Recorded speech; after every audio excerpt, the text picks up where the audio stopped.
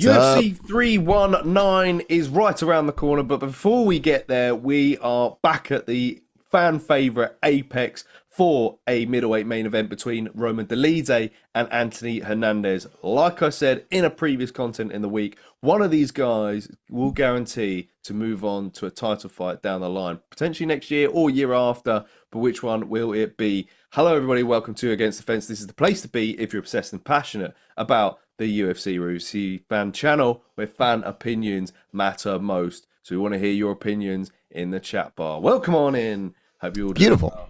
Welcome Absolutely on in. Beautiful. It's good to be back. It's good to be doing this once again.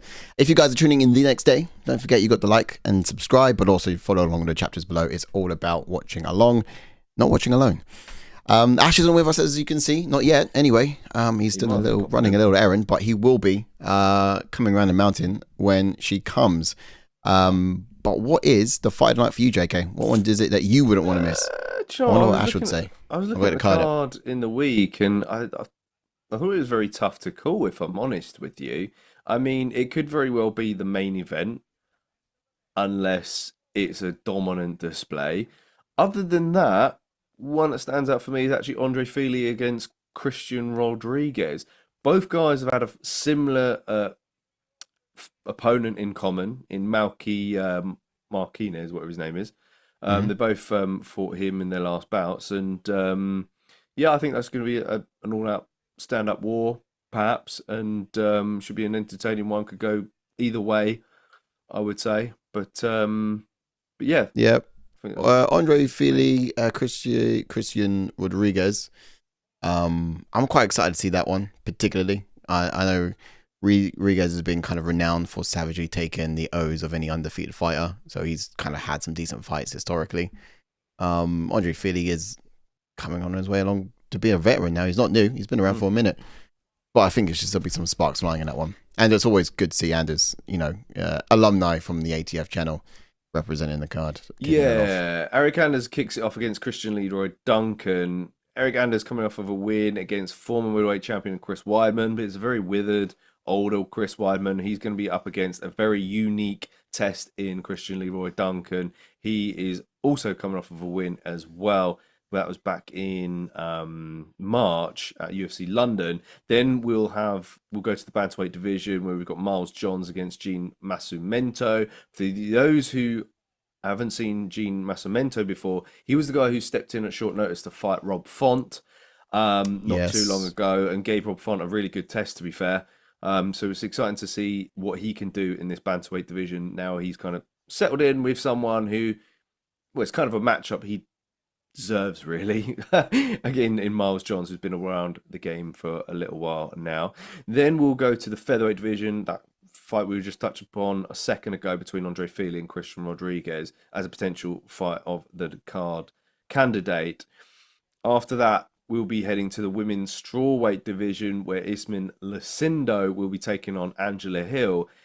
Angela Hill, the underdog in this fight, and I've gone with mostly favourites in my picks, bar this one. I've actually gone for Angela Hill to get the win in this one, so can't wait to share the breakdown with you guys later on with that one. Then you see her in the weigh-in. Yeah, of course I did. I reshared it on our page. It was hilarious. It was hilarious. She's a clown. She's so funny. She looked embarrassed though. I thought she actually genuinely done it. Nah, I think she just did it for the did it on clown. Purpose. Yeah, that's what I thought originally as well. But she generally looked quite embarrassed.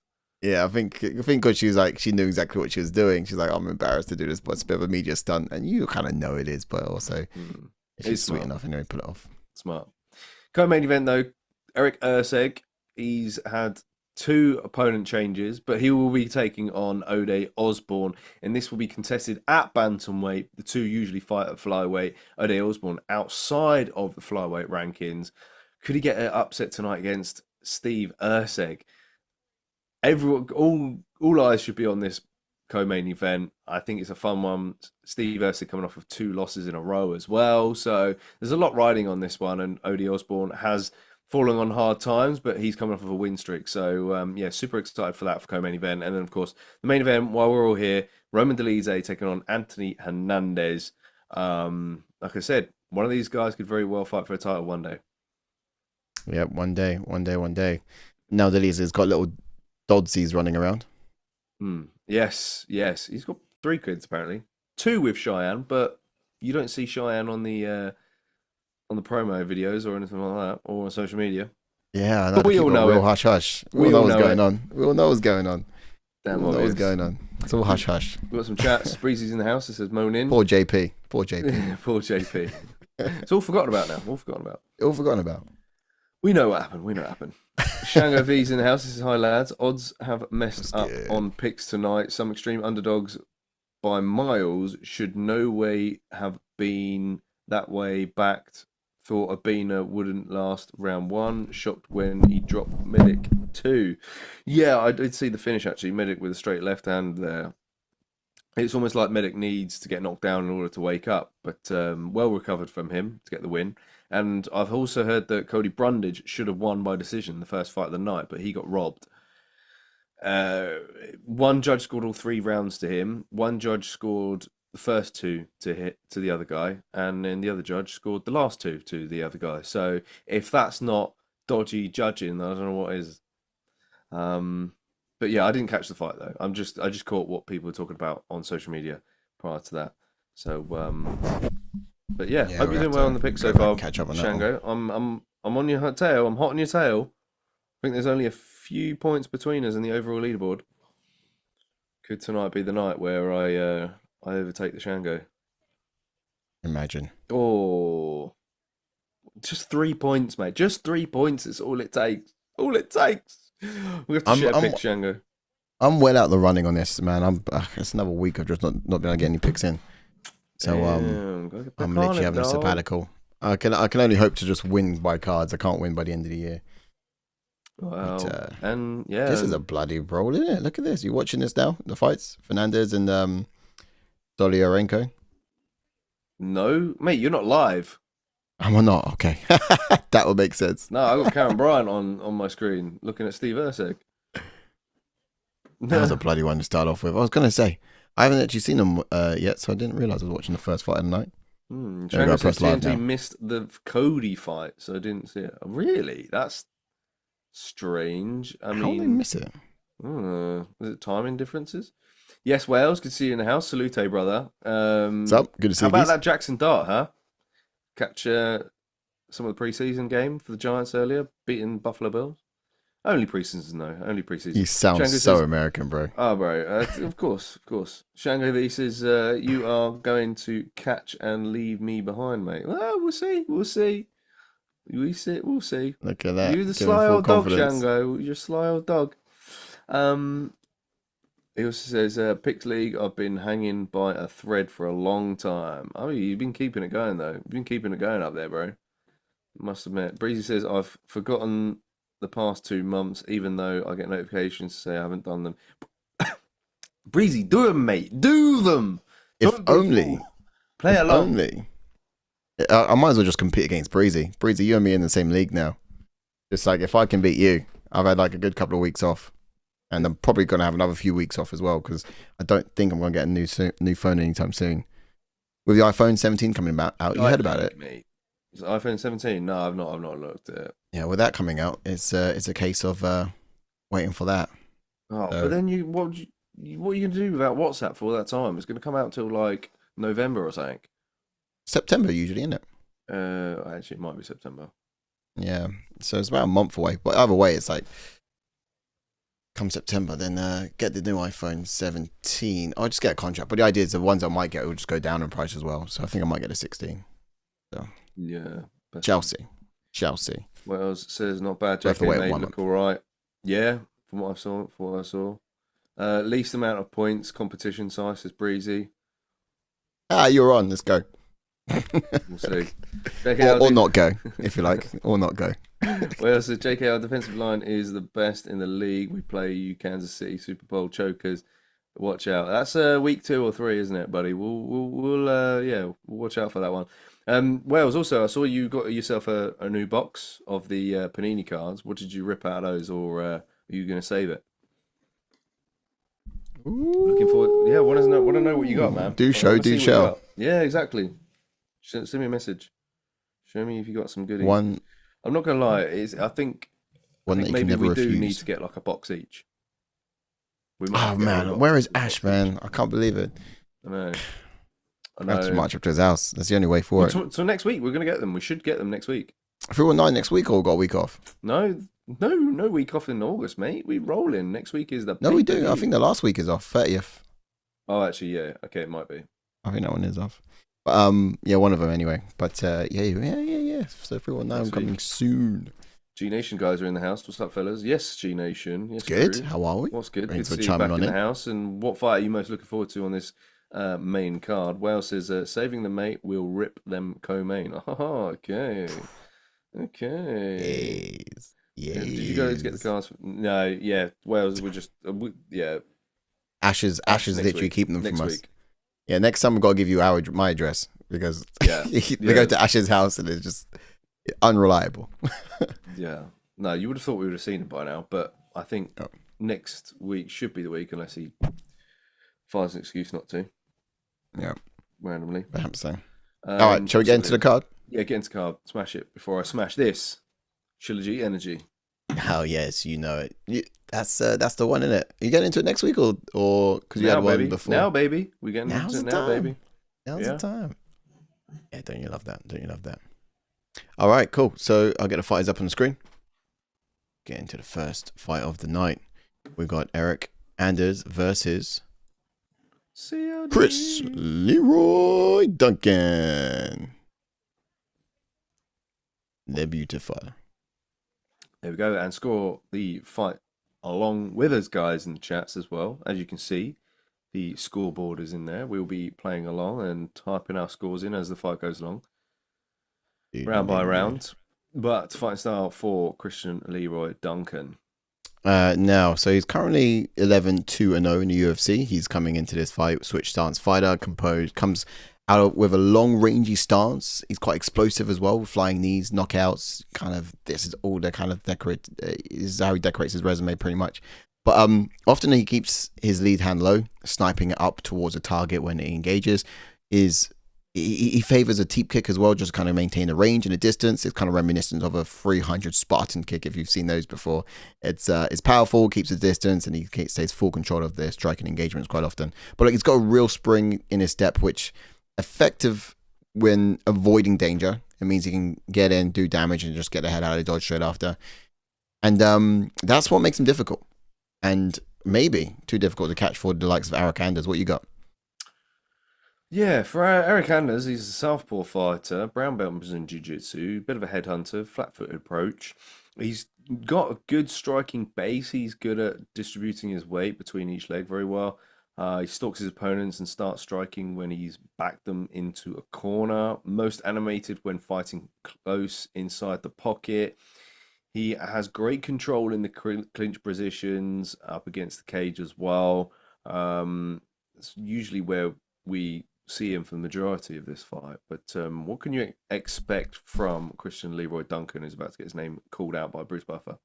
Yeah, use that teep kick. Remain completely... Sorry, teep kick? Yeah. Remain rangy, basically. Frustrate Anders with his kicks and kind of time his entries as well as much as possible to land his counter strikes. He showed some really good strength in his clinch game in his last fight. Anders usually likes to kind of be a bit smoother than his opponents, if you like, in that particular area anyway. So I'm expecting Leroy Duncan to shut the door on him. Don't give him any inches. Just be quite aggressive in that area and just keep reversing the positions and getting back to the fighting at range. Yeah. So, getting dirty, 100%. Breaking off, and just frustrating with range management. Yeah. Oh, yeah, for sure. That's what he 100% needs to do. Whereas, of course, Anders, on the other hand, he needs to catch Duncan's kicks and immediately make him pay for throwing them. The side kick, however, he'll need to step to the side, make him miss with it, and counter with a hook. Because the side kick, it's like John Jones uses it a lot. If you miss it, it can leave you in a vulnerable position. So Anders needs to try and time that if he can. And he needs to be a grinder. I believe he's got the endurance to outwork Christian Leroy Duncan, wear him down, and win rounds by controlling him on the ground or in the clinch. Soften him up with strikes and just drain on him. As I'm about to go. What are you saying? We're in. Yeah, we're in, and okay, They touch gloves. I think, I think I went for CLD decision in this. Yeah, this is a bit of a. Yeah, I like in Leroy Duncan on this as well. I reckon it'll be a brilliant finish. My guess is that he gets it done in 2. Okay, fair. Wales says, spoiler, there's a Paddy card in there. You could have had him sign it by now. Yeah, could have done. Bruh. That's a shame. Forgot to say, last week I literally fell asleep. Oh, we got a low blow already. And like I said, I would before the main and co-main. Ask out Shango. We did wonder where you went. But hopefully you're able to stick around and not fall asleep in this one. It's a much earlier fight card. Yes. But yeah, you're right. You didn't stay with us, bro. Stay with us. Don't go nowhere. Wales says, JK, fun football fact. Anders was a standout linebacker at Alabama State. I did know that, actually. Not that he was a linebacker, but I knew he came from football background. NFL backgrounds. When we did a Q&A with him a few years back, he was talking about his football days, how long behind him they were. But, it kind of makes him athletic. And I think that's what we would expect from this guy in the octagon, especially at his weight class. But in this one, he does look like he's getting rings wrapped around him by Duncan, who clearly is a Ranger striker, faster as well. He's throwing a lot more as Duncan. He's putting up pace on Anders early. But can he sustain it is what I'm wondering about. That's the question. That is the question. You see Anders looking to catch kick there, but he catches a low blow again. What's going on? I think that was unfortunate, that was unfortunate. Anders with the swinging low tonight. He was coming forward as CLD. Oh, that's clearly low. Yeah. That was... Shango says, I'm worried about these wide odds underdogs now. I'm so hoping CLD doesn't have the same difficult opponent. Got CLD by second round TKO, says Wales. Or did I go around with TKO? I thought I went decision. No, I went second round TKO, actually. I reckon I might go second round groin stoppage if carry on with this. Get there. Yeah. I'm well out in terms of the timer, but that's just because someone can't keep their weapons in check. Talking to UCLD. Yeah. Shango, what did you but otherwise, we'll tell you what it is at. We're at 344, 343, 342, 341, 340. So hopefully it's still synced up from when we started this morning. This morning? Yeah, This morning, you're right. Yeah, you're right. Yeah, it's early. It's early morning over here in the UK. It's officially Sunday. Technically not wrong. Look at this. Oh, here we go. It might even just be a round 1. It means everything. Takedown. It means everything. Takedown. He executes it, but can he keep it? Gets one hook in to take the back. This is the problem as well. Is Duncan's got a really awkward frame to deal with in these scenarios as well. He's going to use that height advantage to try not give up his back against a smaller opponent in Eryk Anders. Yeah, he's surviving well here. Anders has to think of some way of turning this into something. Yeah, we'll applaud that, Shango. We needed to drag him into it's the second round. Shango, what outcome did you go for? I don't think you've mentioned it yet.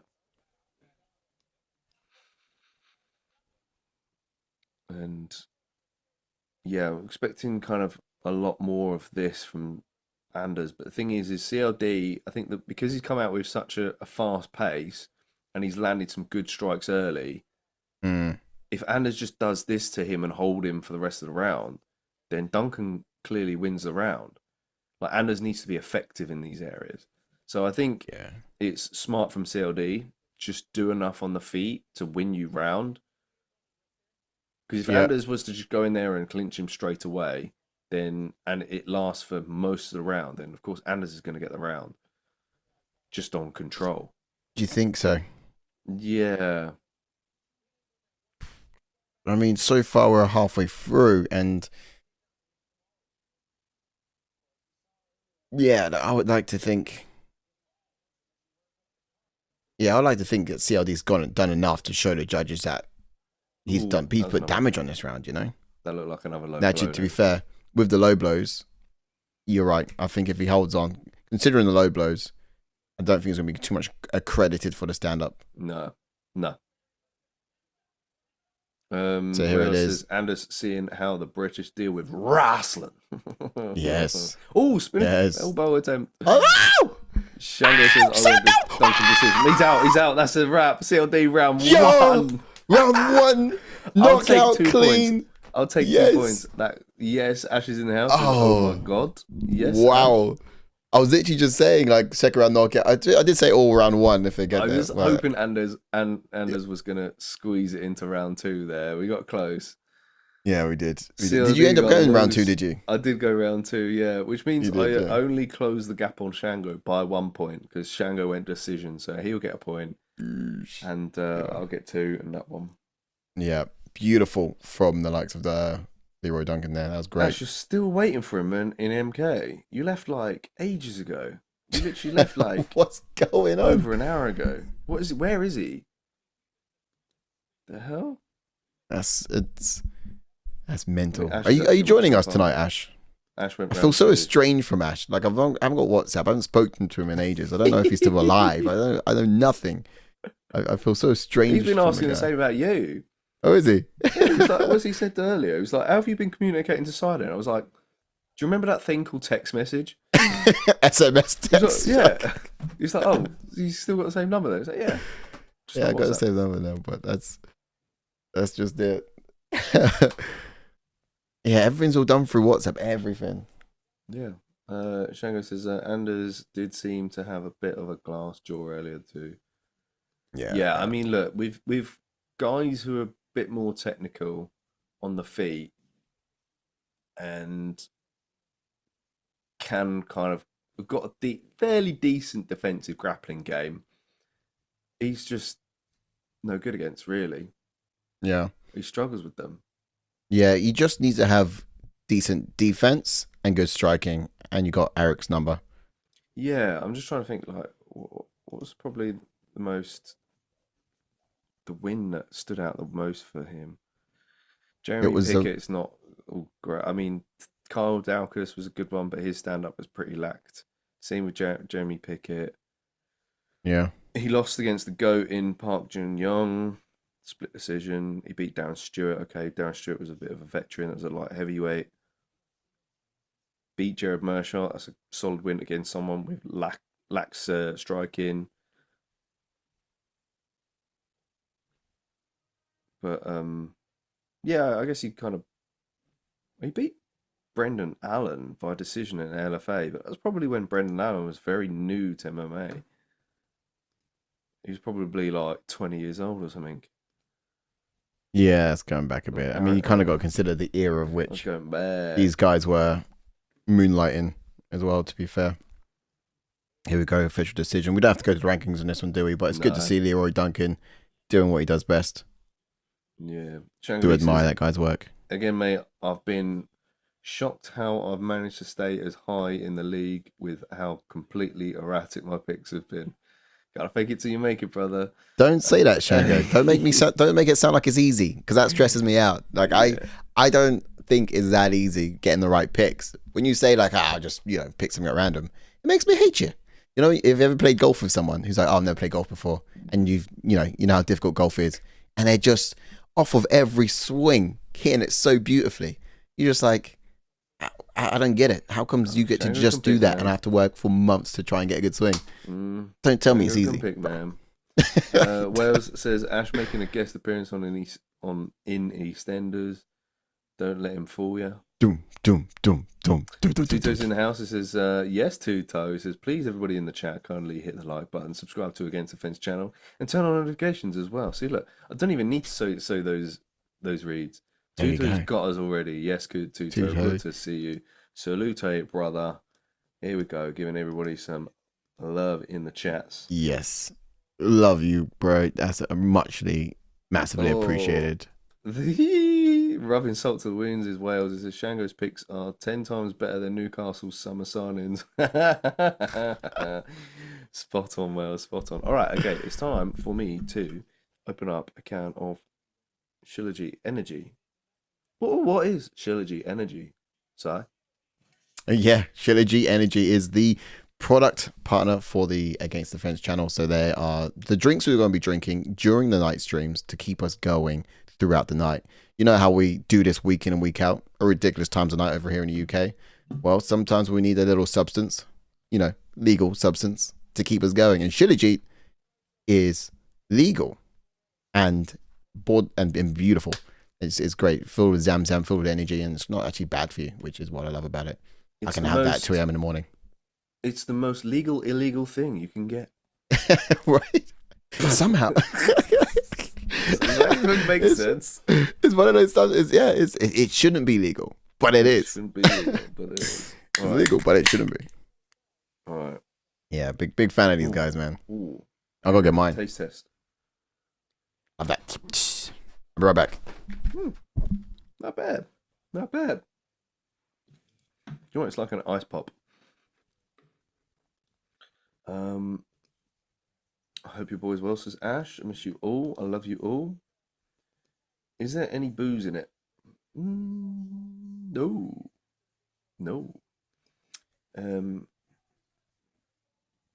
All energy are bad for you. That's what people say, I know. I'm not a scientist, so I couldn't tell you personally. But, So I've got orange peach. What one have you got? This one is strawberry. Yeah, Yeah, I'm strawberry. not like a massive fan of most strawberry drinks. Like strawberry cordial, not a fan. However, strawberry 7-Up, not bad. Hey, don't It's like think I've pink done that lemonade. before. Basically pink lemonade, but Oh, yes, I have. No, Fanta. You mean Fanta? Strawberry Fanta. you get strawberry Fanta as well. Yeah. You're on about 7-Up. I don't know if I've had strawberry 7-Up. It's fairly new. Oh, You can get it at Sainsbury's. Good deal. £1.50. It's good actually. I'll try that. This is Okay, cool. Really bad. Yeah, big fan of that one. Good, gone down nicely. So what do you think of that fight? So that was Chris Leroy Duncan coming in and getting it done in round 1. Oh, I didn't press the enter button. Congrats. darn. But otherwise, when do you reckon we'll see him fighting for a number next to his name? CLD. I think he's not too far off. I mean, finished. Eryk there Anders against isn't a fight that's going to get you into the rankings, so is it? It's not. It's not in the slightest. I was quite gutted that if he would have finished that Poilievre guy and then finished Anders, then maybe he'd be looking at someone just outside the rankings. But yeah, Anders has been in there with the who's who. He's fought some good names, but as an all-round package, kind of lacked it a little bit, I would say. He's borderline journeyman for UFC. Yeah. It's actually mad that Chris Vicenik got cut, but Eryk Anders is still around. Oh, Jordan Vicenik, yeah. Jordan Vicenik. Vicenik. Vicenik, yeah, he came in to UFC fresh, didn't he? But Yeah, but hang on. some fighters you just kind of think, hold on, you've just been quiet, so quiet that they haven't even picked on you. UFC hasn't even thought to say anything.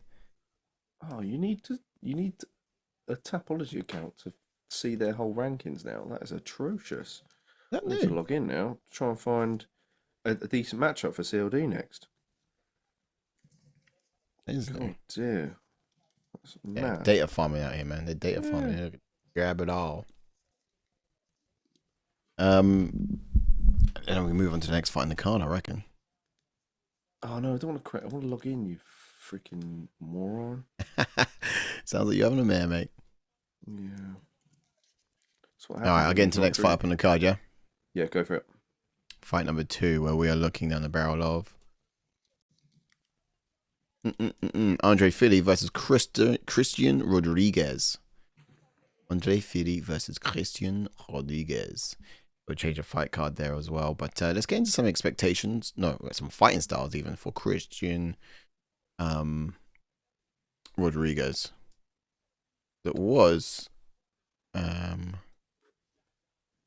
Rodríguez is Have I got good. the right one? rate him.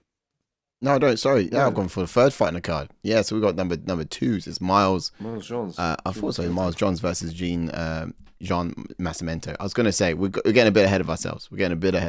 Oh. So second fight up of the card. We're visiting here the bantamweight division.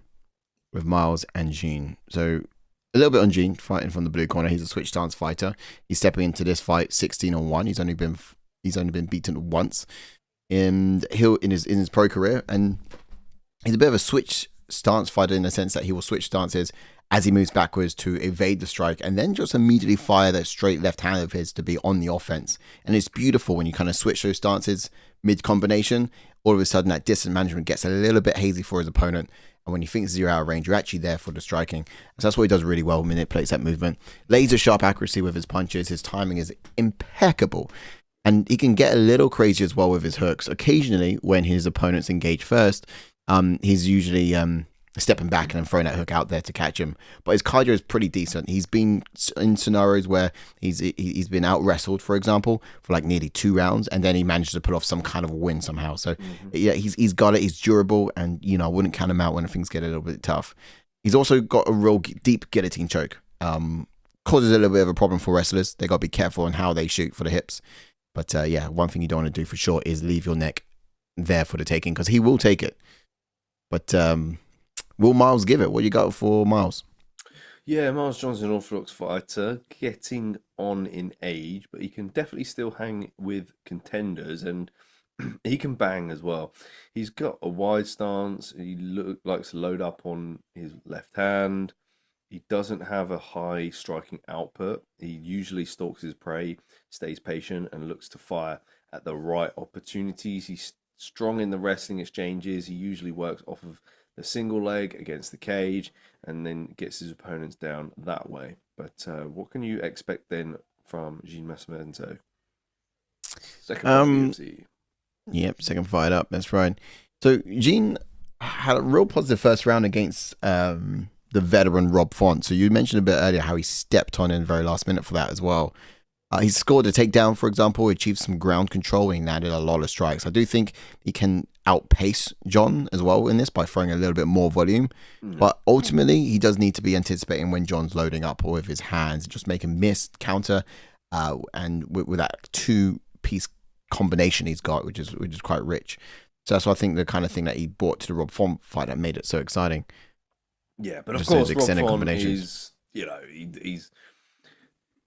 his boxing is just insane, and he was always going to get out pointed by Rob Font, who's got way more experience than he has. But yeah, I was quite impressed with Matsumoto's performance, despite he kind of got out matched really against Font. As for Miles Johnson, what I've got to expect from him is I want to see more from him in this fight. I think he was looking for the one-shot knockout too much in that last fight against Diego Lima, and it cost him the decision in the end. I'd like to see him put his combinations together a lot better this time. What impressed me about his last performance, though, was his ability to create space and scramble out of difficult positions. He might need to do this in this fight if Matsumoto kind of gets hold of that guillotine, as we mentioned a second ago. Johns does happen to level change at the right time, but leave his neck on the opposite side, and Matsumoto looks to, wrap it up straight away. Then he will need to scramble out of that position and try and remain on top. So, or if Matsumoto does go for a level change and gets him down, then he's going to be quick to react, create some space, and try and work his way back to his feet, where I think he'll have the edge. Perhaps. I think it's going to be quite close on the feet. It's going to be volume against power for me, which is, I think, why I went for Matsumoto. I think Matsumoto can stay defensively sound, avoid the big shots from Johns, and just kind of outmatch him on the feet with his quickness, his cardio, and putting his combinations together. Some chats though. Chandler says, "Sorry, I didn't mean I just flip a coin. It's more I've suffered from freak underdog results going against me, and I've not had many fully successful events. Excuse me. So lots of points." Okay, fair. He knows the struggle, but he knows the struggle. Still in it, me. I'm glad that you come. He's shining a little bit of hope. He's telling me there's hope for people like me. That's what I'm getting from that. There's hope. It can all turn around. Never say never. Shango says he's going to dig out his old football boots and play up front for Newcastle. What else we got? I think what is it? Wales says not Wales. Tuto says Wales. Hope so, mate. Have been struggling for years, mate. Always something goes wrong, mate. Wish them the best this season. 11-6. What else we got? Let's talk about football. Get your predictions for this fight, guys. Who did you go for? Did you go for Miles Johnson or did you go for Gene Matsumoto? Yep, get him in the chat. Let us know.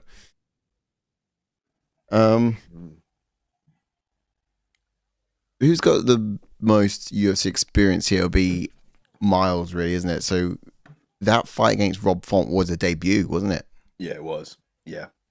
So it was quite an impressive But he fight. definitely, I remember us saying, after the fight, he did well enough to earn himself a contract and to fight again. I think Miles Johns is a perfect opponent for him, really. He's someone who, all right, is coming off of a loss. He's had some decision wins against Vince Morales, Cody Gibson. Two guys have been on the channel, by the way. Went to a no contest against Dan Aguata, which was the fight was overturned. John's originally won by decision, but tested positive for Tyrannobol.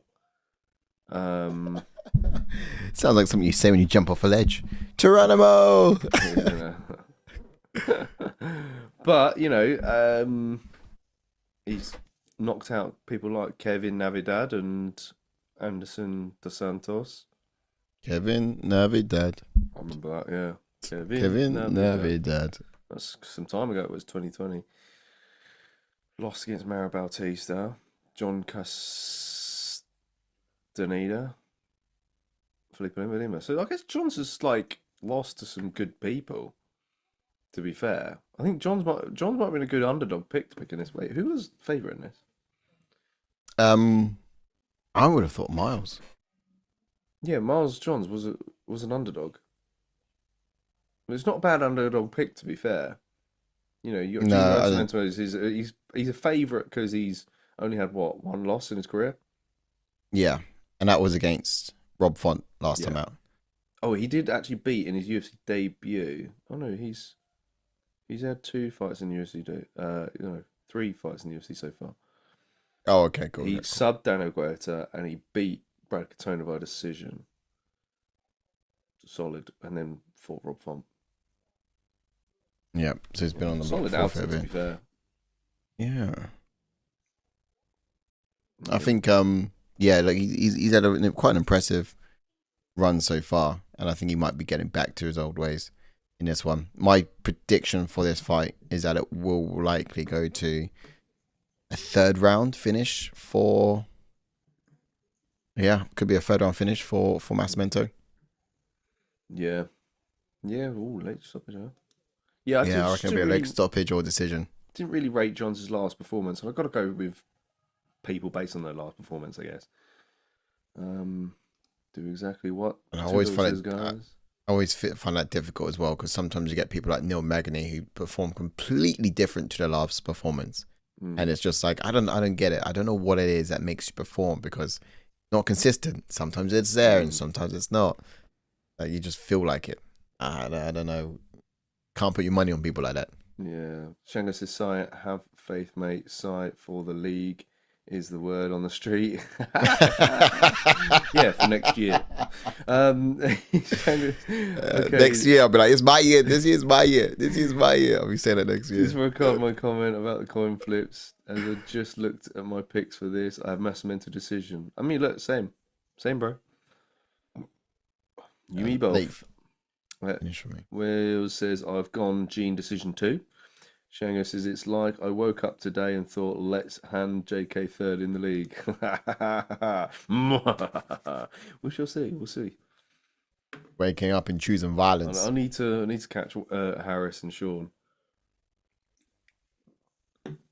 But yeah. Also, need to remember to play the game element of the Fight Picks app as well, because you can get some really cool stuff. It's like Call of Duty where you can get banners and badges and stuff. Oh yeah. Yeah, I've got unlocked 2 so far tonight. One of them was what it was now. Get ready with that timer. Yeah. Up and comer, which what's is your make time 50 on? total predictions. We're not in yet. Oh yeah, cool. Because I'm on. He's just announcing John's now. great. Yeah. Fight student, make 40 correct predictions. Got any more new ones? I think I unlocked. Currently call the round of victory 4 times. Predict one extreme underdog correctly. That's another one I've got as well. That's quite a decent one to have. My current one that I got in place is predict 12 correctly in a row, because I was like, that's a flex. So you've done that?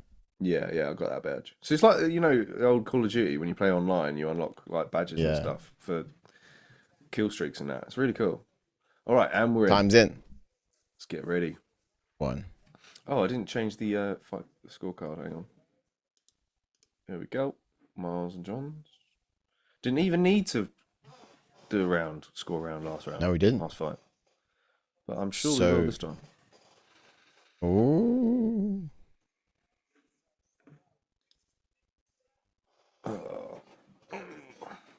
Wow. I don't know, but I feel like it'll be a late stoppage. Yeah, but look at the size of John's in this as well, though. Yeah, he looks on the powered side with him. Oh, pushing on forwards. There we go. Good combination. That's what he needs to do. That's what I said in the expectations. He needs to explode forward. There we go. Ooh, went for a left hook.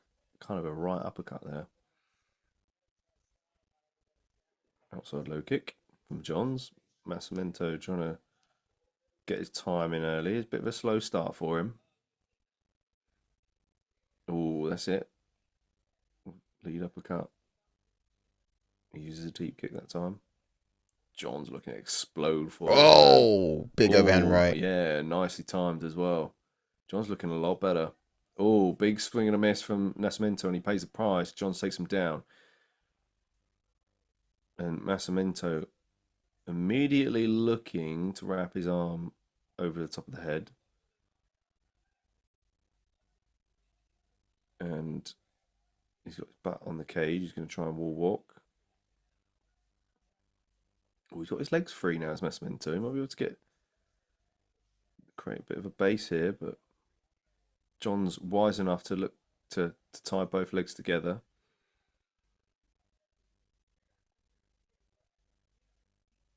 Cool.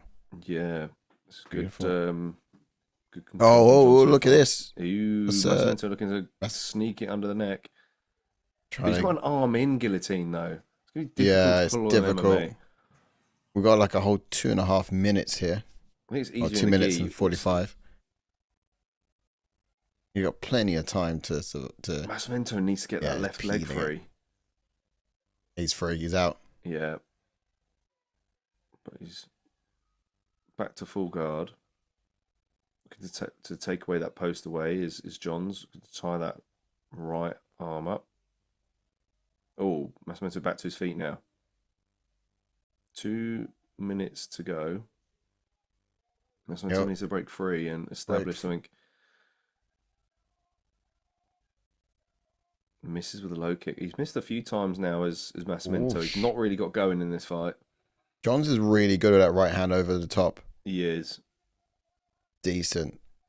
He's punching over on 2 different occasions. Wow. Find the mark. So far, I'm giving this round to Johns. Oh, hands down.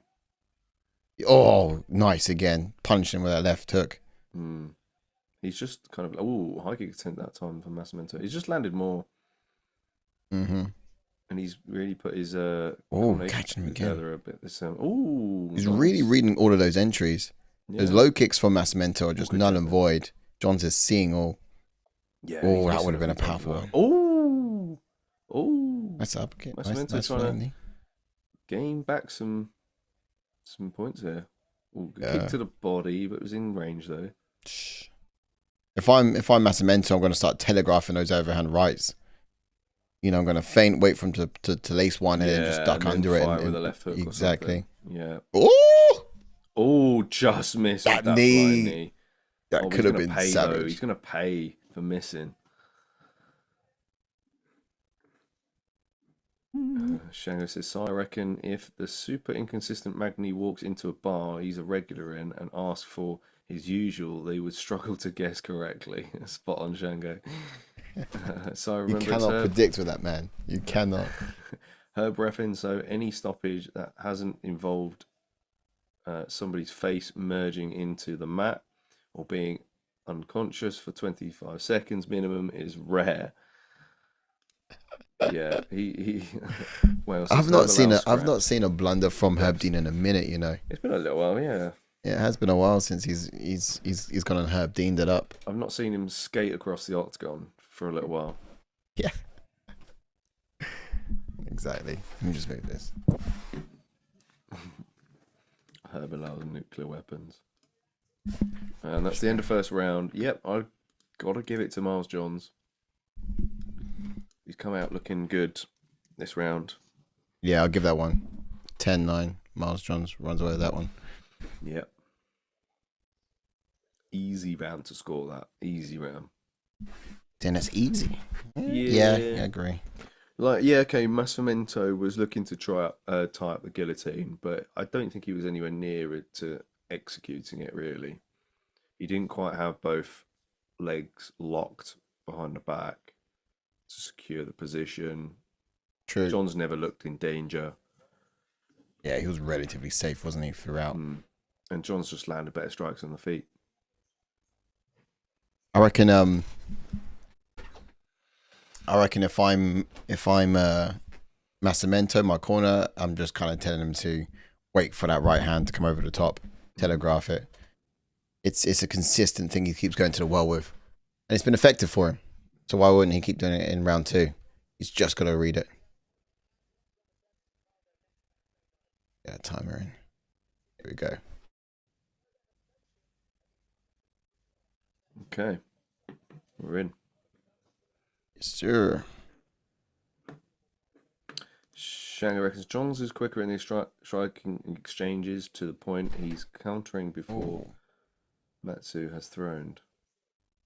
Wow, again. He is. Oh, big right hand over the top, yeah. So right about this being an underdog to bank on.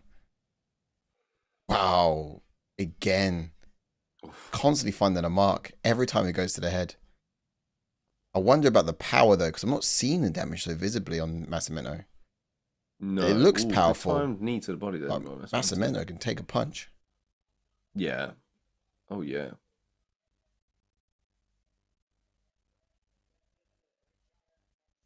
Yeah. His stance switches are good and all, but they're not really. Oof. They're not really effective. Oh, good left hook for Matsumoto that time. Just got in, yeah. He keeps missing with the low kick. He is. He's not had much success with them in this a lot. fight. I'd probably throw the low kick, wait for that reaction from Johns, and then I'm throwing my hands, you know? Yeah, almost like switch stance as you're throwing it. Yeah, and then exactly. Tee up the straight left instead. That's exactly what I'm thinking. Yeah, feint the throw, but use a switch stance and come straight forward to that punch. Something that Davey Grant does quite often. Yeah. Ooh, good body kick that time. Whoa. Johns just knows every time Matsumoto's entering. Yeah. Wow. Ooh. Ooh.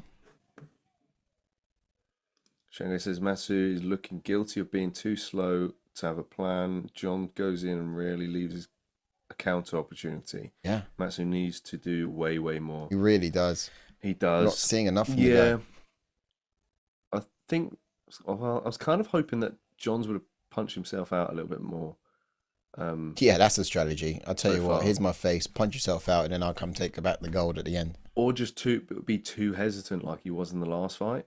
Oh, nice body kick there from Matsumoto. Oh, yeah. Oh, good left hook from Matsumoto that Was time decent, as well. yeah.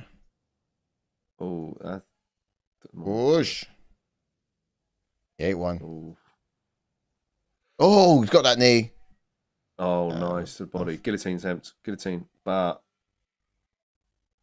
he needs to close guard with Matsumoto. It looks like a bit of panic from Johns. Get back to his feet. Yeah. Johns looks like he's panicking a bit there. He almost had it. Oh, no. He might have this. No, he might do. No. Imagine. No, he's too sweaty. I don't know. He's too sweaty, though. Slipping. He's out. Bald head. That's the advantage of a bald, sweaty head. Just. It looked like it was like maybe a similar kind of guillotine that Jones got on Garn that time. We just crushed him against the cage. Oh, yeah, that one. That one looked too quick as well, though. Yeah. Thing about Garn being tall enough for him to leverage that, get that in there. We got a minute and 28 seconds left here. Yeah, Johns has definitely slowed down. He has. You're starting to see a bit of fatigue Still settling got in. power. But yeah, he can still counter. He can still crack. Oh, good combination that time, though. Good. Wow. Yeah, Matsumoto should really put his combinations together. Oh, there we go. There we go. Oh, knee attempt on a good right hand over the top. That's it. More of that, Matsumoto. More of that. Because Johns is only going to throw singular strikes and he's going to catch you. Don't let him catch you. Oh, he's been doing it all throughout. I'll have to give this one to. him, yeah. I didn't look at those numbers actually. I just popped them on, but I think they're very even. I'll still give it to Johns. Ooh. Yeah, have you got the ESPN thing up as well? Actually, let's get it. This is just a card, but just here. Yeah, we're looking at it now. Cool. I mean, that'll tell you overall, won't it? Yeah, it's giving us. Shank says Johns ducks on approach, which should have been noticed by his team, but Matsumoto, I think, may need a finish. Matsu looks more gassed after standing back up from advantage and hold. Matsu's looking more like a punch bag this round. Yeah, accuracy still goes for Johns. I know Matsumoto has gone with the flying knee a couple of times, which has kind of landed to the body. Yeah, didn't really Also connect as he had hoped it to. Yeah, he had Matsumoto had a bit of a better guillotine attempt that round as well. And he Shango reckons Johns has way better cardio. I don't know, man. It's strange because Matsumoto hasn't really expressed a lot at all at the beginning. He's just kind of stayed steady pace throughout. Whereas Johns had a high pace and he's kind of slowing down a bit. Yeah, you're right. Yeah, Johns started with a higher pace. He slowed down, but he's catching him with almost every strike that he's throwing in the counter. You know, what are we scoring that round though? Yeah, I'll go to Johns. You're going Johns again. Yeah, very difficult round, I thought. So Matsumoto could very well need a finish. He definitely needs to secure this round because 2 being the closest round, it could go a split decision. Yeah, this is round 3. Okay. Time is rolling. Claps it in. We're in. Yes. I think I've got to pause for us. Ooh. Whoosh. Ooh, low kick sends John's knees to the ground. Yeah, landed that one that time. What's your time exactly? Mine's 4:44, 4:43, 42, 41, 40, 39, 38. Yeah, nice. 37. Yeah. I think I was 2 seconds on your bum back. Nice. What else says JK might be able to get you in a fantasy league over here. Let me know if you. Yeah, mate. I downloaded both apps. I checked out ESPN, the ones that you recommended. The NFL one, I need a code before I pick people, so I need you to send me over a code if you can. That'd be cool. Whoosh. Bit of experimenting. Whoosh. Ooh. Yeah, this is where Matsumoto gets a chance to take over and really show us he's got better cardio than Johns. Shango says Matsu looking slower than Herb, stopping 100 in a row ground and pound finish. Damn, brutal. Is that Good low kick from Matsumoto then. He's landing more low kicks this time than Matsumoto. that's Herb Dean's favourite types of Fili, isn't it? Whoosh. Yeah. Oof. And he's finding that face a lot. The accuracy of Johns is good. Looking a bit more mobile this time. He is. I do feel Matsumoto is picking it up though. He's certainly looking to change the tables, turn the tables in his last round. But I still pinning Johns for just the accuracy he's landing to the face. Although when he throws that right hand, it's kind of like he's swimming, you know, and he's like the what's that stroke called? Oh, breaststroke. Yeah, no, the front crawl. It's like he's in the front crawl when he throws that right hand, isn't it? Really kind of. Oh yeah. You know, the way he lets it go. Agreed. Nice uppercut, Ooh. missed, but I always like to see that. Oh, missed with the overhand as well. That's Yeah, throwing anything. Landing the left hook hasn't been too bad. Yeah. Nice from Matsumoto there. Good combination from Matsumoto. Yeah, going for the uppercut himself there and landing it. Yeah.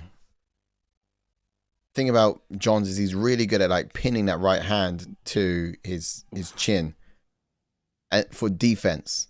And I noticed a lot of Matsumoto strikes just kind of brushed off it. It's a bit like Rob Font, isn't it? Who just it's not Rob Font, it's Dan Ige I'm thinking of, isn't it? Who usually pins his hands here. Oh yeah. Usually an Ige thing, isn't it? Yeah. Oh. Wow. Oh. So obviously felt that leg kick as well. You see him grimacing every time he lands it. Yeah.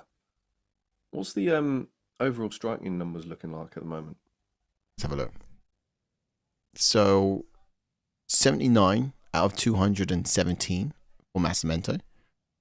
81 out of 199 for Johns. So he's landed more through less. Johns. Yeah. So the ratio in favour for Johns there. Yeah, definitely. Although it's pretty much neck on neck now. 83 for Johns, 81 for Matsumoto. Oh wow. Yeah. Oh. Wow, these guys are going balls to the wall. Yeah, Wales, we'll sort something out, mate. We'll sort it out. Take down. Matsu needs a finish as he's taken too long to wake up. Also, he's still getting tagged with counters. Matsu should have been doing this at least round 2, not 3. Yeah. Yeah, he did take a little while to get going in that round 1. He did. Great underdog pick would have been Johns. 1 minute left. Yeah, man. Yeah. Definitely going to lose this fight now. Yeah. We have 47 seconds left. I think if you're going to give Matsumoto a round, it might be this one. Yeah, you agree. It's still pretty close. Yeah, exactly. It's not guaranteed either. It's just out of all of them, you might even just have to look on paper. Striking numbers on neck. It says here for me. Ooh. Bad fight. That's significant strikes. So total strikes got more. Teams, I think. Breakaway, 14 seconds. Put that bit of punctuation on. Here comes a flying knee. Yeah, he's going to come again. Or maybe not. Oh, no, he goes for a level changing himself. Why is he level changing at this late into the fight? Take it from him. No, teach him a lesson. Don't let him win that. He better not win that fight. Teach him a lesson. Don't shoot round? On like the final 5 seconds. Round? You don't do that. That was so close to call. That's so frustrating. 5 seconds to get some kind of finish, and he shoots in the guy. That's frustrating. Who would you give that round, though?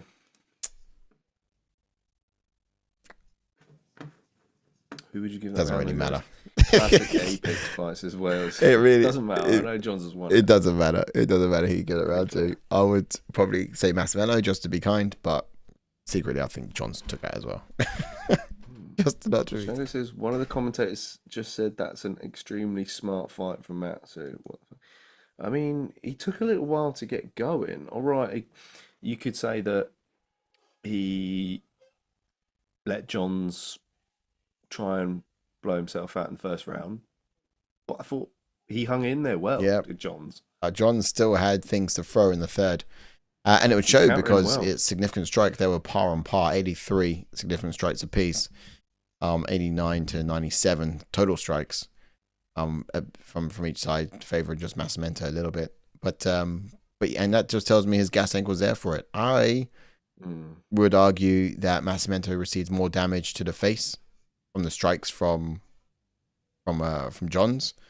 I would probably not say it's a real smart fight strategy he went with. I would personally say if I was his corner, I would have picked up on the ducking before throwing and also just letting them miss and then capitalize. But look at the damage, it's obvious. Yeah, look, he's even showing it into the camera and saying, look, well, he's got a fresh face still. Oh. 29-28. Oh, it's a split.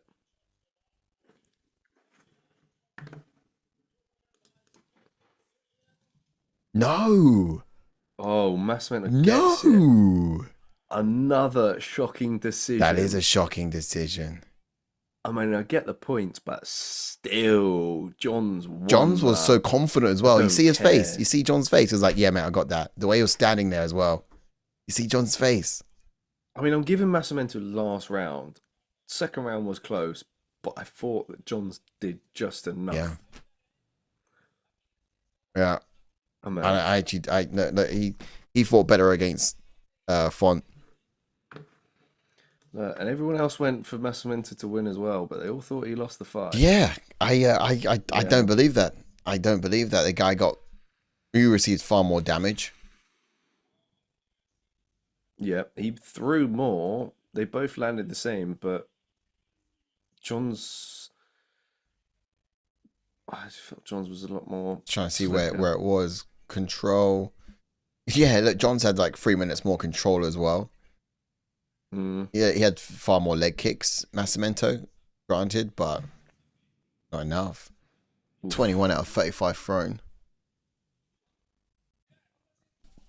Yeah, ratio-wise, Johns was just more efficient. He was. Far more efficient. But... Yeah. Who is on that judging panel tonight? Who is it? Who is it making all these controversial calls? Was it, as again, like the second round, was it the guillotine attempt?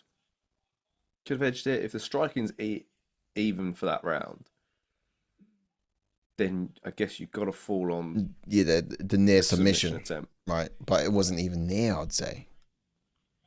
I can't remember what the scores were. I'd be interested to find out each round.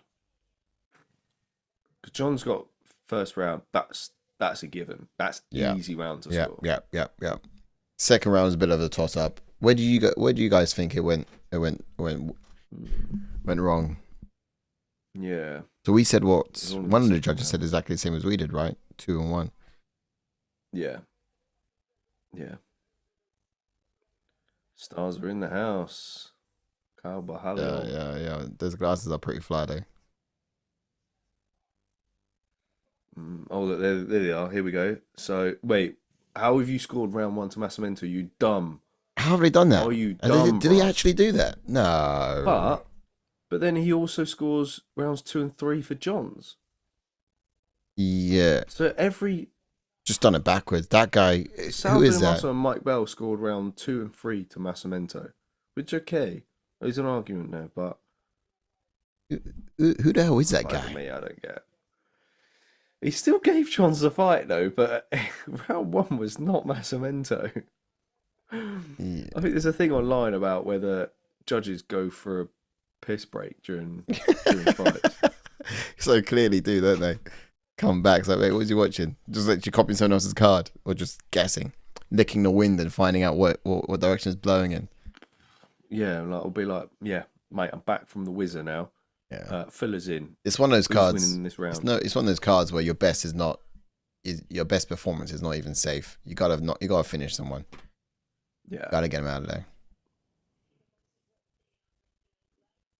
Shango saying the judge card has Ray Charles, Stevie Wonder, and Mr. Magoo. Now it makes sense. All blind people. Oh my gosh. Do we have an update from Ash? I don't think we do. Yeah, they would be making a toilet break if they're. But the problem is, I don't think they allow guide dogs into the building, so I'm not entirely sure how that works. You have to get a guide to take them to the toilets because it clearly won't be able to see where they're going. That's rough. That's rough. I wonder how many people actually picked Johns. We've got 2 points for decision. Yeah, I would be so annoyed if I picked Johns, but I didn't. So. 2 points behind Shango in the overall leaderboard. Could all come down to this next fight. Coming for you, mate. Come on with you. Some little clips there of Touchy Fili in action and Christian Rodríguez, because that's who we're up against next. Yet another Christian. We just had Christian Leroy Duncan. Oh, I'm second overall tonight. 2 points ahead of Harris. Get in. Oh yeah. We're closing the gap. We're closing the gap. Right, let's clear the scorecard, shall we? To the next fight. Third fight on the main card. Andre Fili, Christian Rodríguez. Yeah. This is going to be a close one too. Yes. I like Christian Rodríguez, man. I think he's had some banging fights. You know, ever since we saw him beat Raul Rosas Jr. or school Raul Rosas Jr. anyway. He's had some good wins. Cameron Simon, good decision. That Austin Bashi fight. Yeah. Mate, Bashi did not belong in there with Rodríguez. Oh, you Of course, the last. You're going back. That was dominance from Rodríguez, eh? Yeah. The Malky Costa fight, very close. Very close. Andre Fili, however, in his last fight, got subbed by Malky Costa. So, get one of those. to be said there. You get one of those interesting triangles, aren't we? Yeah. We love a fight Shango triangle. says, likely had their dogs score the card. They would score better, to be honest. Yeah. Matsu may have used pedigree chums for bribes. So Shango. Oh, I've got shop chats on. What should live? There we go. There we go.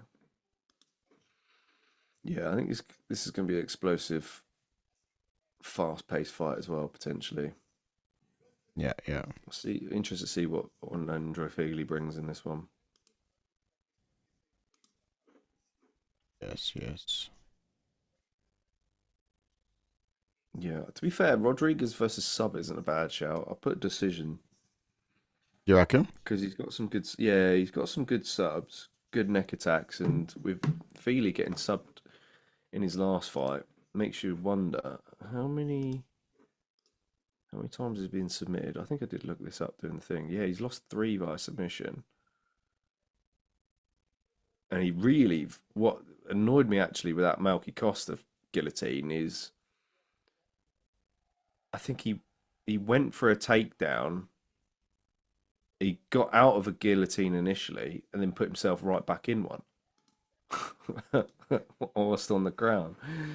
So, Shango says, JK being ahead of Harris is an achievement in itself. Like I've said in the past, I'm convinced he owns a Doc Brown customized DeLorean car. Well, yeah, I'm mate, I've and a gilet. Thought about that myself. And a gilet. Yeah, and the gilet. Don't forget the gilet. Yeah. There's a few people in the league and who've come through the chats in the past. We were like, be cool to meet them someday at a UFC event. Oh man, trust me. Or something like that, Yeah. Wasn't we supposed to have Cub Swanson on this one? On this card? Yeah. Wasn't he supposed to fight Andre Fili, Cub Swanson?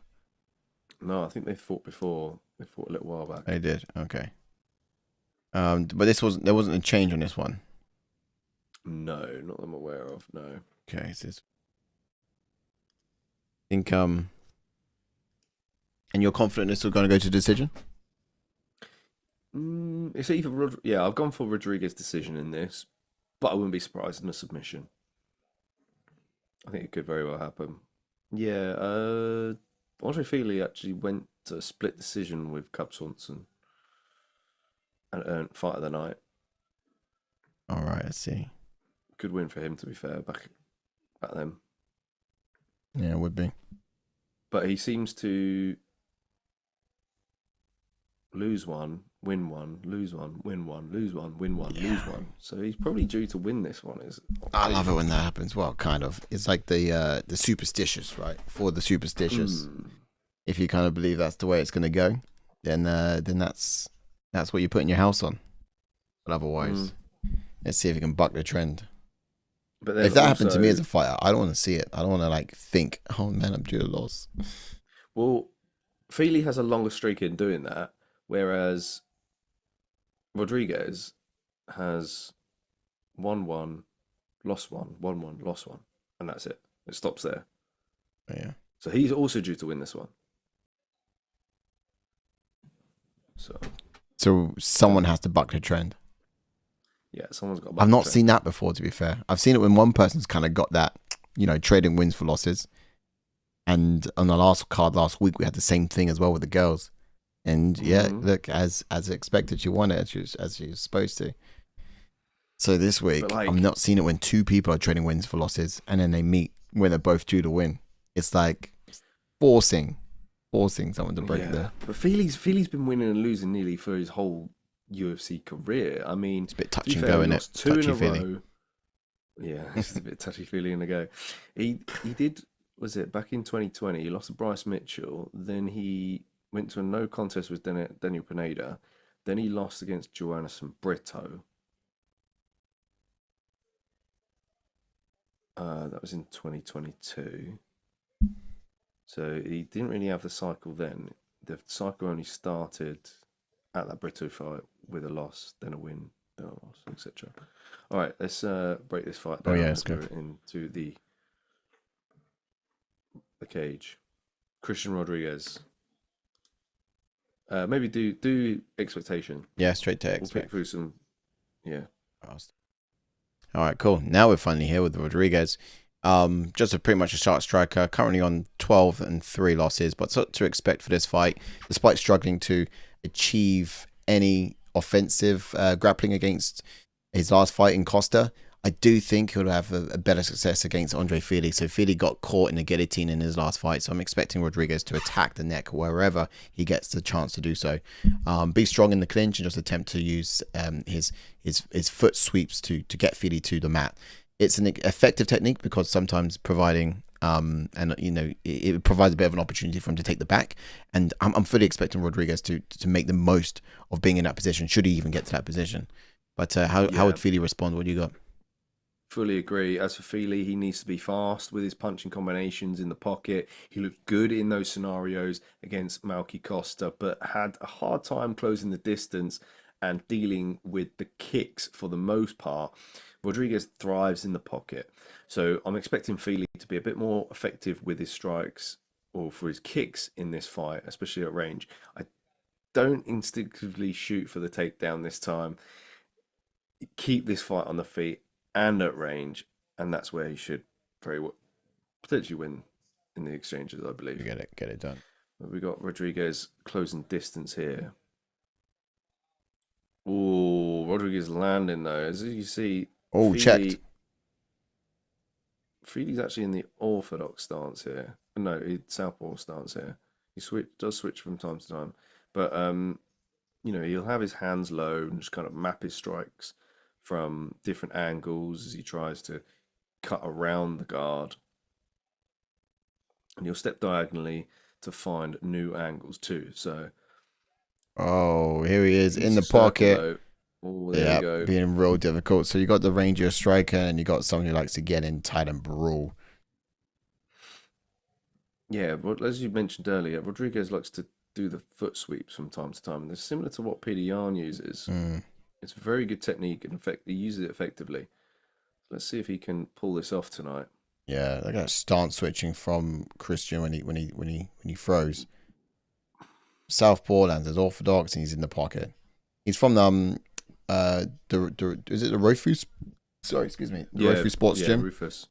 Yeah, yeah. Yeah, so it's like Anthony Very fixed Pettis man. and the guys who train out of that one as well. But he's the former champion of CFFC championship.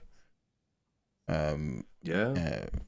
He's a former in the bantamweight division there as well. But whoosh, Body landed there from Fili. nice. But you can see how instinctively it's throwing, drawing out those strikes and then punching underneath and just getting in the pocket.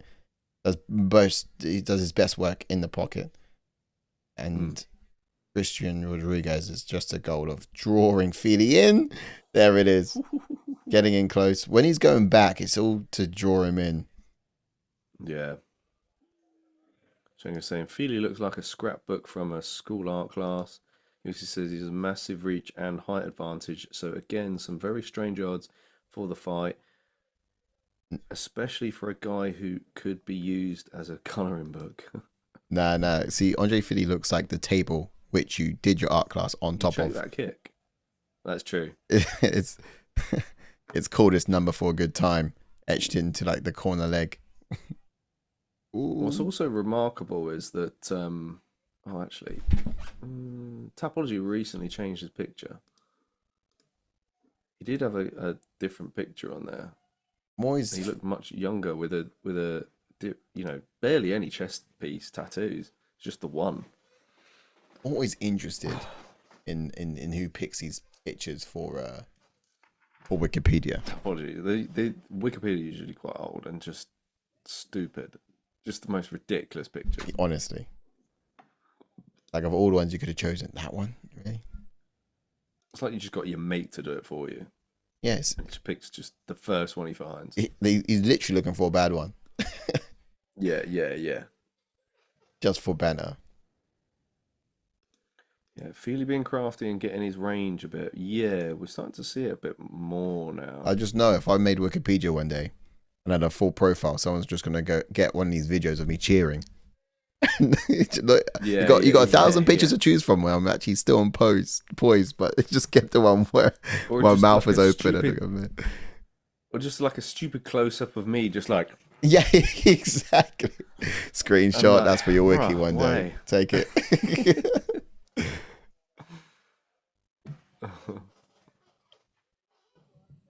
Oh, dear. Nice. Fighting for that outer hand. Touchy Fili really winning that middle moniker by showing us how he's outstretching his hand, touching that lead. Still one of my favourite nicknames. Yeah, I always thought it was a bit like touch and go. I don't know. I thought it was a bit like, what? Why? 30 seconds left of the round. Wales says Fili looking all right so far, but remember he has a glass chin. Yeah, he does, and also very susceptible, I think, for chokes. So Rodríguez needs these takedowns, and he needs to work on the back though.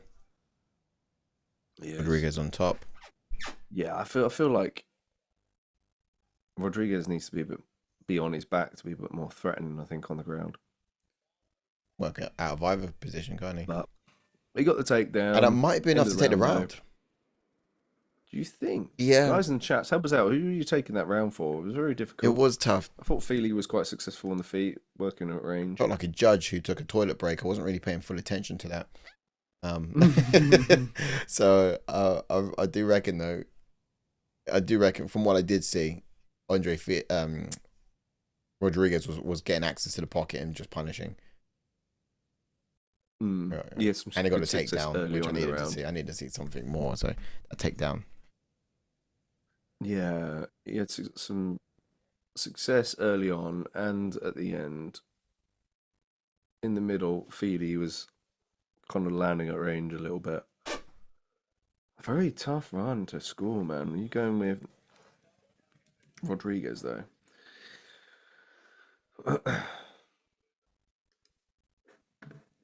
Chandler said Rod may have had dodgy leg after that check, I think. Yeah, there was like a kick that Fili checked. I didn't notice that. Fili does have a glass chin, agreed, but his body ink may have layered layers of crayon as a protection. We're into round 2. Here we go. I was straight in there real quick. Bit slow in that timer. Ooh, loaded up at that time did Rodríguez with his right hand over the top, but just missing. Fili telegraphing it. Ooh, exchanging body kicks. Yeah, yeah. I'm wondering if Rodríguez can score an early takedown in this round.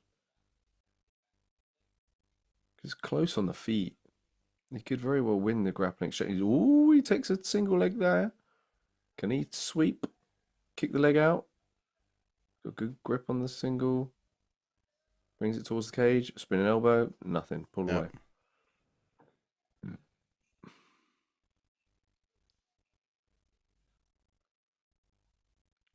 Oh, Whoa. went high that time. Just got his arm to block it, did Fili.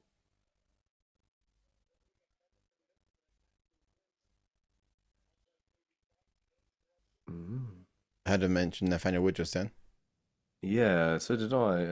Apparently he might be on the Abu Dhabi card. Yeah. We're not sure who against though. Give you There's a rumor for you. yeah, let's give you your fun guesses for that one. Who do you reckon it would be fighting? Yeah, what was I think we reckon it might be Giga Chikadze. That would be a good one. But his lips were sealed. Whoa! Ooh. Nice from Christian Rodríguez there.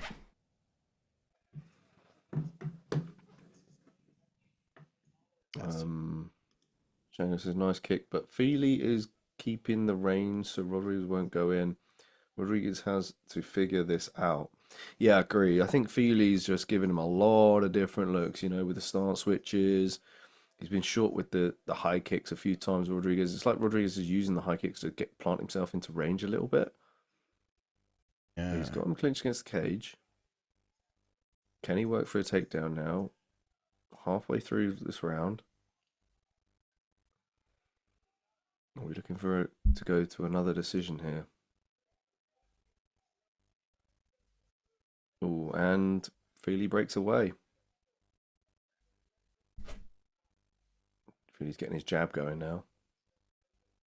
A little low kick from Rodríguez. Yeah, Ooh. Yeah. Fili looking sharp with the jab. He's looking better in his second round, I think. Ooh. Who did we go for the first round with? I think we went Rodríguez. Yeah. I'm liking Fili here. Yeah.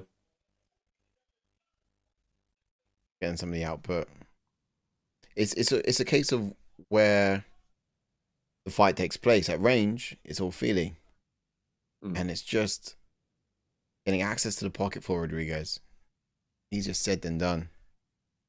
Yeah. Yeah, especially when the defensive movement from Fili is good. He steps backwards and changes stance.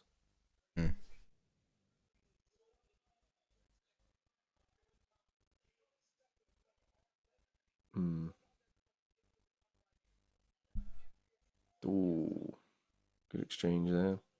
Fili popping that jab out there. Yeah. Continuously. Rodríguez is going to look for the high kick again, no doubt.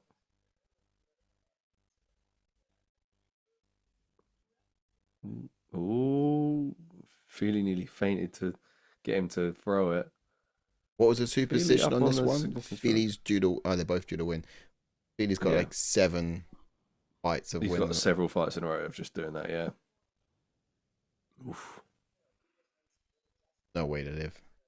Last stretch of this second round. Oof. This could very well be 1-1.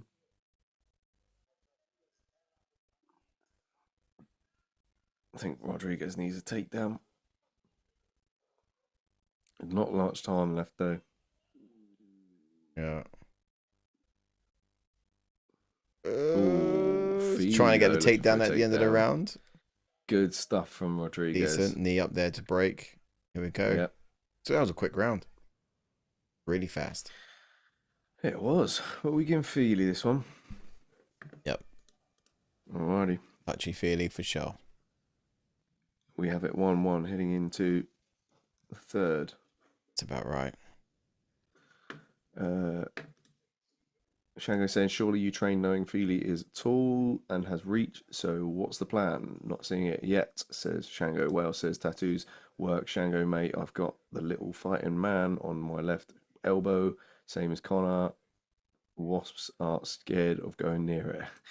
Shango says Fili has a good left counter jab, which is why Rodríguez is being careful, but he needs to do something. Wales have a few tattoos, I think, stung by a wasp 2 weeks ago, so I don't think it's consistent across the board. Salute, fellas, is Captain Raf in the building. Birthday Captain. Oh, your birthday today, Raf. Happy birthday to Raf. Happy birthday to you. Happy birthday. Captain Raf. We've actually wished you happy birthday on the channel before, Captain Raf. We did. I know we have. I think even just last week we said happy birthday because it's coming up, and I was just like, shout out to the Leo. We did. So yeah, well, look, we're here already. Good. Anything you do anything nice? We're into the third round. Hope you've been getting spoiled, my friend. Time is in. What are you up to? That's it. Give Raf some love, guys. Raf needs the love. Yes. And here we go. Back into round 3. Oh, there's an early takedown shot from Rodríguez. Does he get it though? To secure this round, and he's going to try and offset Fili's balance so he can execute this takedown. He needs to work on it. He's punishing knees to the thighs first. Come on, Rodríguez. We need this takedown, bro.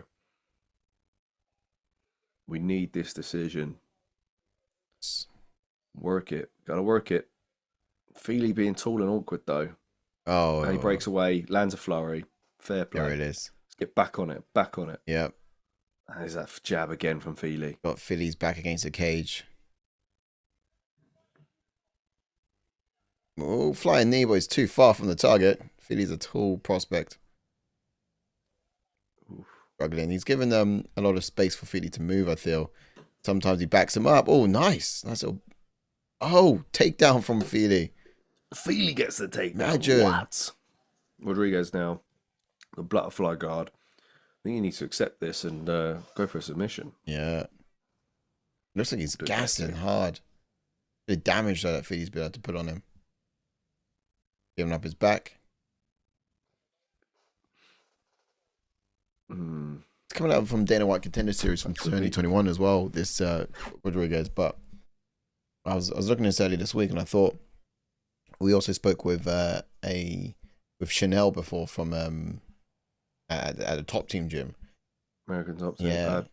GB top team. Yeah, because she's going to Dana White's Contender Series as well. Which she'll be fighting in September. But was wondering why she didn't go straight into the UFC. But part of it is you do get some press and coverage from going into Dana White Contender Series you don't get from just walking straight into the UFC. Like, you remember Lonnie? Lonnie Kavanagh, yeah. He did as well, Dana White Contender Series. I was just looking at the journey that Rodríguez had taken as well since he was in Dana White Contender Series, and it does kind of put you on the map. You know, give you a bit of momentum before you walk in.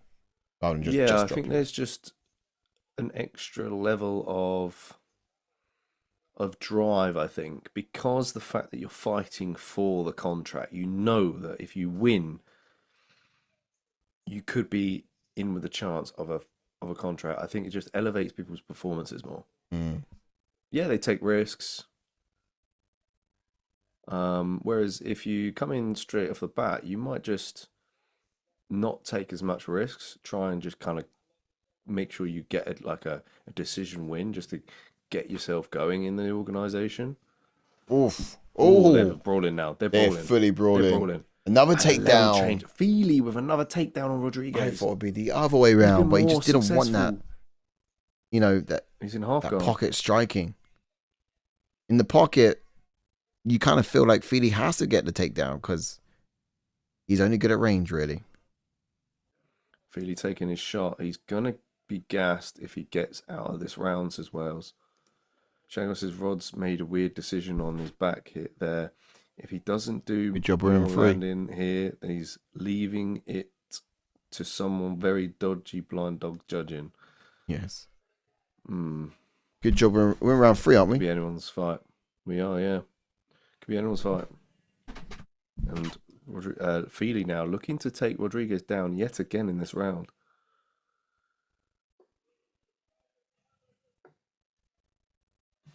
Yeah, Fili on a decision cruise as well. Agree. It could be very well Fili's round.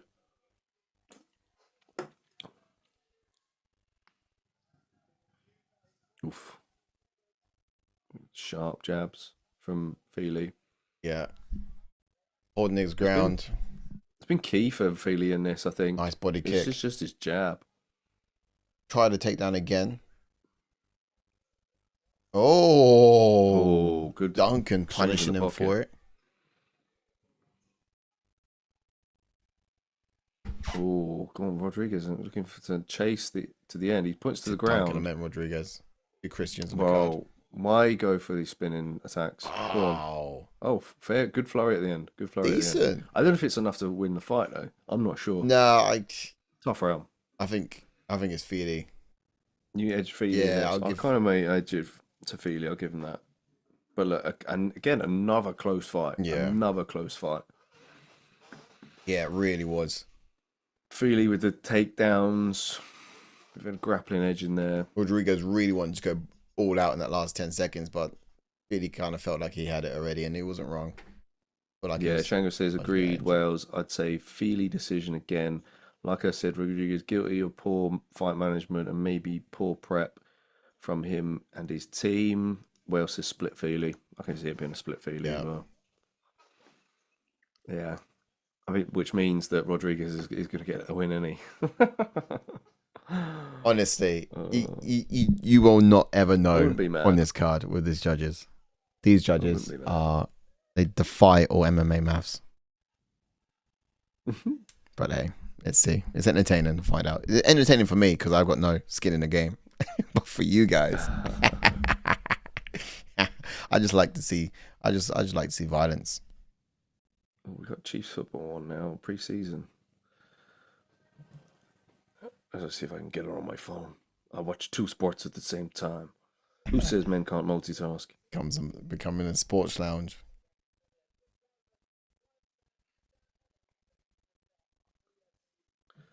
All right. There we go. Pop the phone there. Lovely. Dean Thomas. Ooh. Oh, man. So I was looking. I was doing homework early today, right? And I was looking at. I got distracted. I got sidetracked by this very interesting, or for me anyway, little side quest. Basically, I was looking at the. Oh, hold on. Something happened. Yeah, you raised your hand. Oh, did I? Oh. Yeah, and it did the emoji thing. I don't know how. Can I? Is it up to me? Yeah, can you? Oh, cheers, sweet. Thanks. Oh no, it's gone. I can't move the screen while someone has a hand up. What's that about? That's weird. It just changes the screen on the thing. Oh right. Okay. Go on. What was you saying? Yes. Fili wins. Andrew Fili gets a win. Split decision as well. Okay, cool. Yeah, look at that. Yeah, so I got stuck in this interesting side quest space because I started looking at the lineal championship belts, right? So from the very first heavyweight championship belt that took place in 1997, Mark Coleman was the first heavyweight champion in the UFC. He went on to fight, and at some point, I kind of think it was now, it left the UFC. So if you believe that to be the champion, you have to beat the champion, right? Yeah. Then therefore, if you vacate the belt and you don't actually get beaten, you in theory still are the champion because you never beat them for it. So this is like Francis Ngannou, right? All over. Yeah, exactly. It's like in theory, it's called that's the inheritance of like the inaugural belt. So that exists for the likes of so in the heavyweight champion division, it left UFC for like a number of years, and it came back. And then DC had it, then he had lost it, and then Stipe had it, and then Francis Ngannou had it. So in theory, and now it's left to UFC again, right? So in theory, the inaugural heavyweight championship belt lies with Usyk, because Tyson Fury beat Francis Ngannou, so he has the belt, and then he lost to to Usyk, so he's currently got. That's where it is at the moment because it has left the UFC before, but it found its way back into the UFC. So in theory, the lineal champion for the UFC it also resides with Usyk. He took off Tyson Fury at the moment, which I thought was absolutely wild. But then also, if you want to say that Francis Ngannou actually won against Tyson Fury and he didn't lose that fight because it was controversial, then you might even argue that he still has it. Hold on. But then surely someone has left prior to that. Annoyingly, I'm pretty sure Georges St. Pierre put the inaugural middleweight championship belt to bed. Yeah. Yeah, he retired with what was the inaugural belt. Other people retired, but it wasn't the inaugural belt. It's always been, the person's been beat or whatever. But yeah, the middleweight. Oh, also what's wild, get this, John Jones retired. Of course. With the lightweight inaugural belt. Like heavyweight? No, lightweight. Yes. No, lightweight. That was John. No, he didn't. No, that was so the lightweight belt started in 2004 or something, and then that went to so it was this guy called Pilsner or something like Pulver. Yes, that's it. Yeah, exactly. So he had that fight. Then they stopped the whole division, and then they started it again. And BJ Penn had it, and he had some kind of fetish with fighting heavyweight people. So BJ Penn actually lost the belt to some guy light heavyweight, who then fought at heavyweight. Yeah, BJ Penn beat. He lost to Lyoto. Machida. Yeah, I remember seeing that. Yeah. I remember watching that fight. And so that basically was the inaugural lightweight championship belt after it started again. So whether you wanted to take that from the first time it started or the second time it started, either way, it ended back up with BJ Penn, and then it went into the light heavyweight division. It's a different weight class, though. Yeah, no, but it's a different weight class. But you have to. But the lineal champ, the lineal champ is just been something inherited by beating the champ, and the champ. But you're also wrong because Lyoto Machida then entered the UFC, went on a run. He got the light heavyweight belt, but then lost to Shogun Rua. Yeah. Oh, again, but then I guess Shogun then lost to. But then Shogun lost to John Jones. Someone else before Jones, though. No, it was Jones. John Jones beat Shogun Rua, and then that was how John Jones had the lightweight belt. Because you're right. Lyoto was in the UFC with the lightweight belt when he fought BJ Penn out in an open weight fight.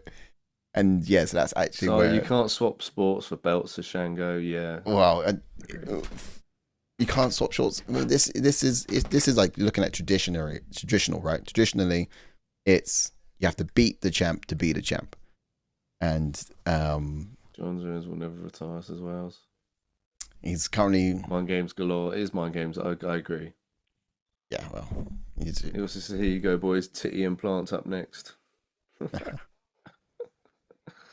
I guess if you're talking about, I think I'm talking about something a bit bigger here though than like the UFC. When you're talking about championship heritage, like you inherit the belt, the lineal championship, the lineal champ belt, and it's just about fighters beating fighters, and that goes beyond the UFC. So in that case, it resides with Usyk, unfortunately. I guess you also talk. Yeah, someone needs to go and get it. Someone from the UFC needs to challenge him and go and get it. Yeah, you're kind of almost talking like similar to WWE as well. Like WWE was kind of had that mindset as well because obviously it was Bret Hart was the WWE champion, and he was meant to. His contract was up, and he was meant to go to WCW, and he was scheduled to beat Shawn Michaels, but then. Vince McMahon flipped the script on him and changed the outcome of the fight he just basically fixed the fight, fixed the match in his home country so that Shawn Michaels became the champion, and he didn't take the WWE championship to WCW because he probably would have done. Oh, I see. Him still in order for the champ to remain, so he doesn't leave with it. Yeah, I see what you mean. And then in fans' eyes, it would be like, well, he's still the WWE champion, even though he's in WCW. Yeah. So Vince was can't leave with a belt. Was a bastard for that. Otherwise, they had to kind of construct something for it. Yeah, I always thought like, what if you're like in a hospital bed and you can't fight and you got the belt? It's like, well, someone's got to make you tap out still. Someone's gonna have to make you tap out in order to earn that belt. You can't just put it down. It's a heavy thing to bear. Yeah, like if you want to go all the way back, right, and start look at fighters historically, you got to kill someone to become chief. You got to conquer that person to become chief. You can't just, I don't know, like, you got to win through battle. That sort of thing. But yeah, anyway, that was a rabbit hole I got stuck down earlier today. I was like, wow, how deep does this go? And I was just like dancing between pride and goodness. yeah, so many different other fight organizations just to find out where is that heavyweight belt now. And then it came back. I was like, whoa, this is crazy. Oof. Wales has got Lucindo by decision. She's 17 years younger than Hill. All right, let's get into this fight because I think this is Hill getting that a on? very intriguing one. She's getting on, but I think she's aging like a fine wine in terms of overall MMA ability. Yeah, she's getting better. You're right. She even just looking great. She looks great. Yeah, she don't even need those implants, man. Everything's in place. Right, when we get back, I reckon we'll be back. So let's go quickly into Angela Hill, who currently is standing at 18 wins and 14 losses. She's a bit of a veteran. She's been around for a minute, and those numbers might not excite you, but her fighting style might. Orthodox fighter, Muay Thai, kickboxing background, typically a take one to land one type of striker, always game to brawl. She's got these fast hands. She uses them quite a lot to make the feints and make her opponents constantly keep thinking. She likes to post that one hand out there as well, and land elbows in the clinch. Small frame for the division, but also means she's able to be a lot quicker on the feet too. But lately she's rounded up with out her skill set with grappling and takedown entries as well in the clinch scenarios. So as Jacob was saying, she's aging like a fine wine in terms of ability. Like absolutely, she's doing she's adding a few more things to her arsenal, and we're all excited about seeing what comes next for Hill.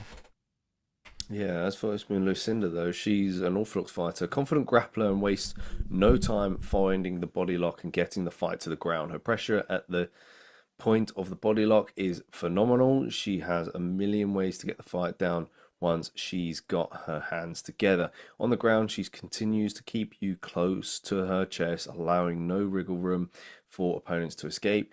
She's often the smaller fighter in her matchup, so she's learned to level the playing field by not starting the fight until it's on the ground. When standing, she has basic striking, little combinations, but is more explosive in her output. What are we expecting from Angela Hill? Which hopefully both girls are in the octagon when we come back after this advert break. Yeah. Oh, here we go. Prep point at least. Well, we saw her overall game in the last fight, and I believe she'll continue to do the same thing. I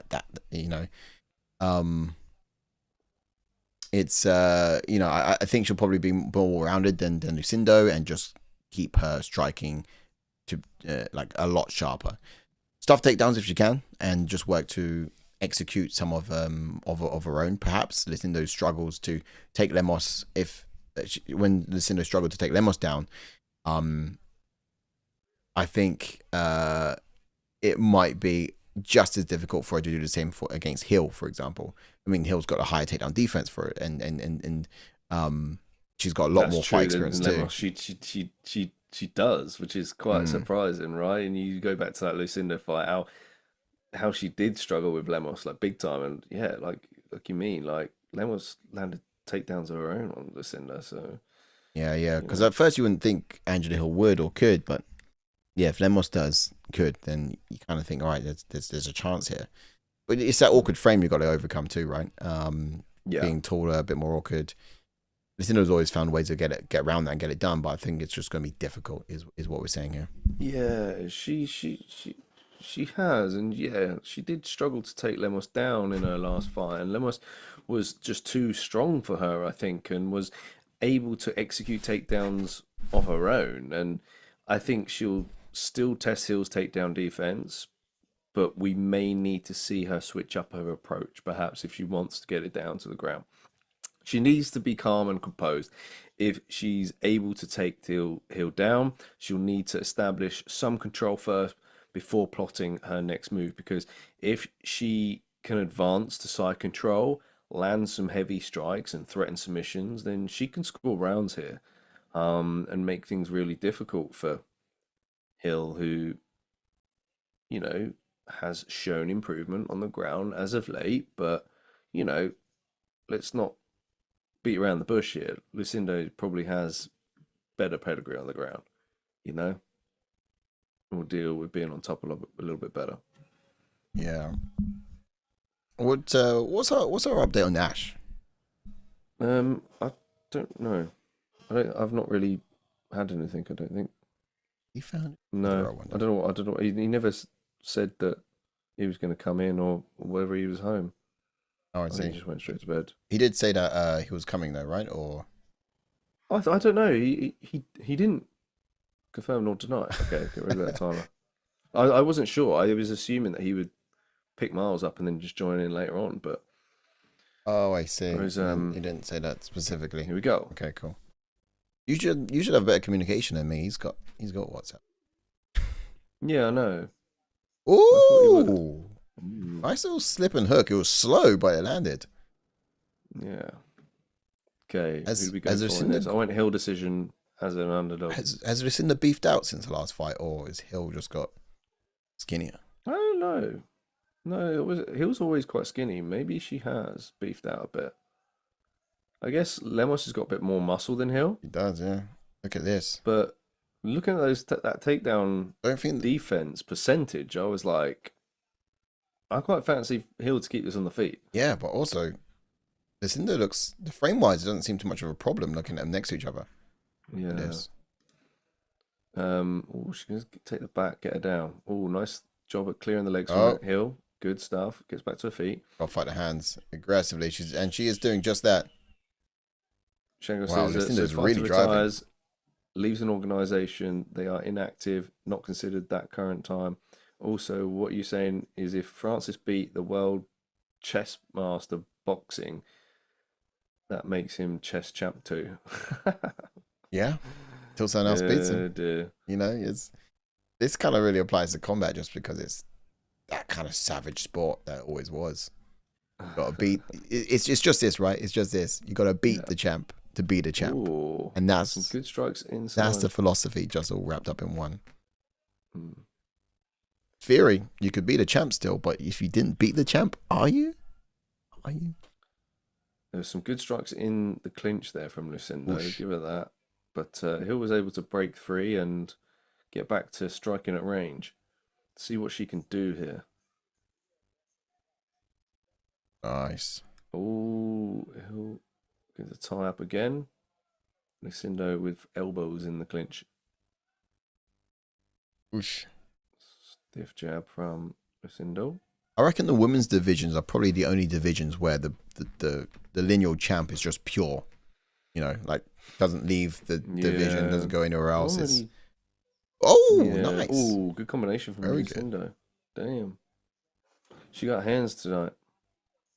Yeah, you kind of get to division that have been around for longer, and it just gets a bit dirty. The trail of where it's been. Nice. Tagging the target and getting out of dodge. That's the strategy for Hill at the moment. And it's smart. But yeah, backing up that much doesn't really give you opportunity to counter. You know, you're read out of there. You kind of just got to wait to go again, and then it's that entry, which all Lucinda has to do is just time it. Yeah. I would like to see Hill should fake her be entries winning a this little feet bit on more. the feet. Yeah, agreed. Woo! Ooh, Lucindo Tried the again. little meatball Molly spinning back fist. I hope she's doing well, actually. Speaking of Ooh, Molly McCann. yeah, preparing for a boxing debut. With their hands. I think she suits more of a boxer, you know. Well, we'll see, won't we? Yeah. We'll see. But, you know, Yeah. it's not even alien to me. Low kick from Hill. Just then. She's fainting the kicks as well now, is it Angela Hill? See? Oh, Lucindo landing shots inside, man. She got some cracking She her. peppering that like it's a steak. Looking a lot better with her hands. She really is. Oh, check that time. Low kick. Hill replies. Incontested on, right there. Do things here. Oof. Who do you pick on this one? I went Hill decision. I feel like this would be a Lucindo decision. Yeah. Do we have thought, you know. Yes, these guys are ranked, so we've got the ranking straight after this to go to. Yeah, I just felt that Hill was a little bit more well-rounded, really. A bit more technical with her strikes. Keep it on the feet. Do damage. And just be a bit faster as well, but...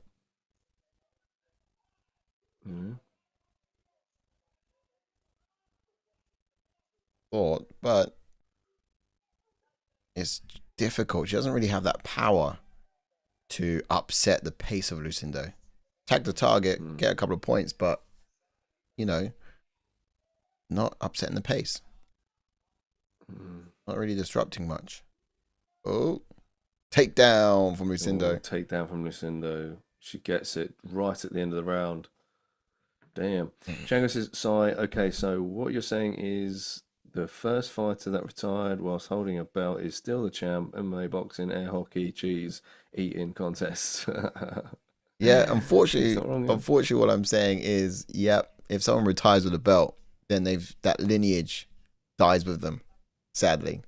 So with GSP, the middleweight belt lineage died with him.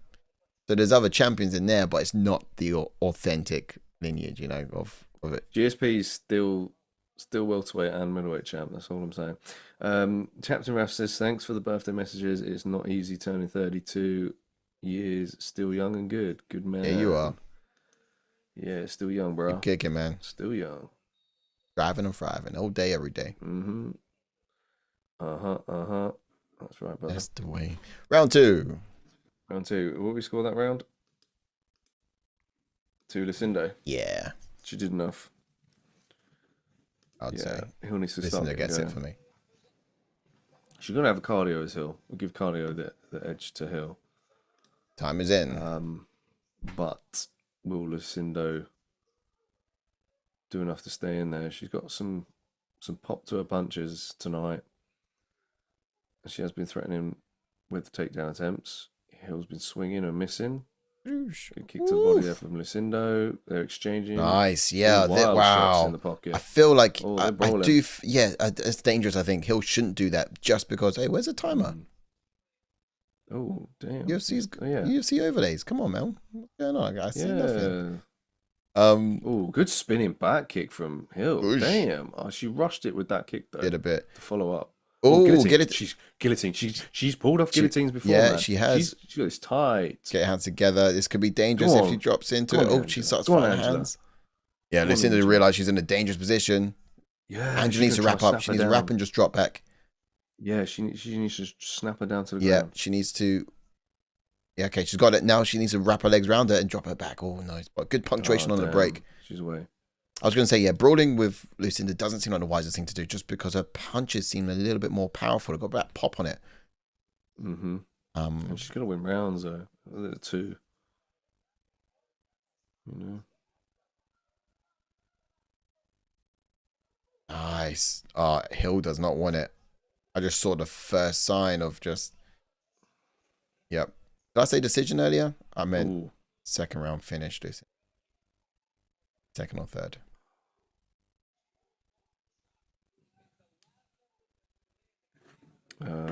Shannon says, Sai, okay, so basically it's impossible to win then.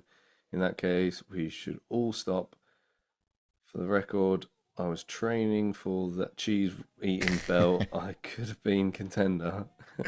Well, it's gone, What's mate. Your favourite cheese, though, it's gone. Django? It's died with GSP when he won it and he'd retired. That's why we got to hate people who retire with the belt taken off the market for us. Oh, come on, Angela. Good knee to the body. Come on, Angela. Did I mention the flyweight belt? Touchdown. The flyweight belt went with Henry Cejudo, and then he brought it back, and he brought it into the what division did he go into? Bantamweight division. Bantamweight. Yeah. And now it resides with Merab Fili, the flyweight belt. Mental. The lineal championship, anyway. I mean, I guess you're going to have two because you just can't end the division because someone retires. But it's almost like a little bit more authentic when it's the initial belt from the beginning.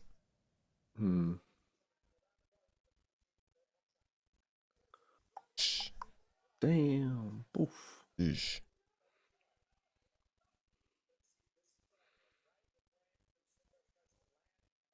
Yeah, decent. Now Hill's holding her up against a cage here. Yeah, she's doing good against in the clinch in these exchanges, man. Yeah, she's got to get those elbows at least.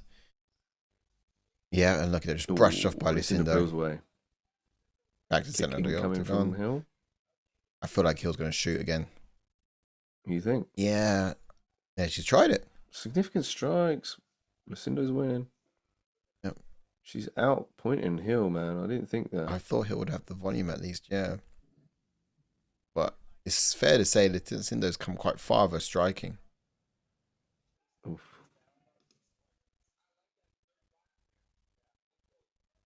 See, Hill's getting a little bit lethargic and tired, and with that, her striking is going also. Yeah, go back to feinting those entries. She was most successful in the first round when, most successful in the first round when she was like tagging a target and then just getting out of dodge. Let's see more of that. And Lucindo is a big girl. Captain versus Shango, my brother. Always, I'm watching the fights. I got Lucindo by a sub. It's not too late. She could very well pull this off still. Shango says, "Sai, who's got the lineal cheese eating belt? I've lost track." Lineal cheese eating belt. Well, that was. It sounds like something Volkanovski would win, to be honest. Yeah. Something you would have. Second that. Oh, Lucindo gets it down. But I also lost track of that one. Left. You ever seen those cheese rolling down a hill ones? Classic cheese rolling. Yeah. Chase after it. And then there's always an ambulance at the bottom because you just know how savage those things are. Yeah, you don't want to get wiped out by one of those. They could kill a man. Imagine if you're deaf by cheese rolling. Oh, mate. I'm sure like that thick block of cheese just comes rushing down a hill. Yeah. Hits a bump and just clouts someone straight in the neck. Yeah. Head rolls back, dead. How did he die? Gone. 1,000 ways to die. Block of cheese. Dumb ways to die. Probably happened. All I'm saying, it probably happened. Oh, it's happened. I mean, if not by the cheese itself, it's by chasing after the cheese. I've seen some people just go head over heels and just tumbling and definitely broken back neck. In the Saxon or the Viking days, definitely my man died by cheese rolling. Oh yeah, he forgot to take his knife 100%. Out of his sheath and he landed on it. Just like not looking, just smack at the back of the head, dead. Because they're heavy. Yeah. And you don't walk everywhere with your helmet on back then, even. Last cheese roll event has the funniest guy leaving the ground and flying. It's immense, says Shango. Someone's clearly just Googled it. I feel like. Or just gone on YouTube. I feel like Shango is an avid cheese rolling watcher. Who did we score that last round to, guys? Yeah. And we're into the third, though. For me, Lucindo. Lucindo again. Damn, Hill needs a finish. He does. Oh, and third round, Lucindo's looking pretty good as well. Oh, look at this. Lucindo needs, Hill needs to land and just get a head off that center line because Lucindo likes those hooks. Yeah. Oh, look at that animosity. She wants to get a stoppage here in the third, and she could if Hill keeps just banging her head against this big brute force. She's not getting out of dodge as quick as she used to. Takedown. Interesting. Looked pretty easy. Wrap up the Gilly girl. Oh. Too risky to pull Gilly and then lose and then land up in guard against someone like Lucindo. If you're going there anyway, but then just to kind of call it on yourself, risks high.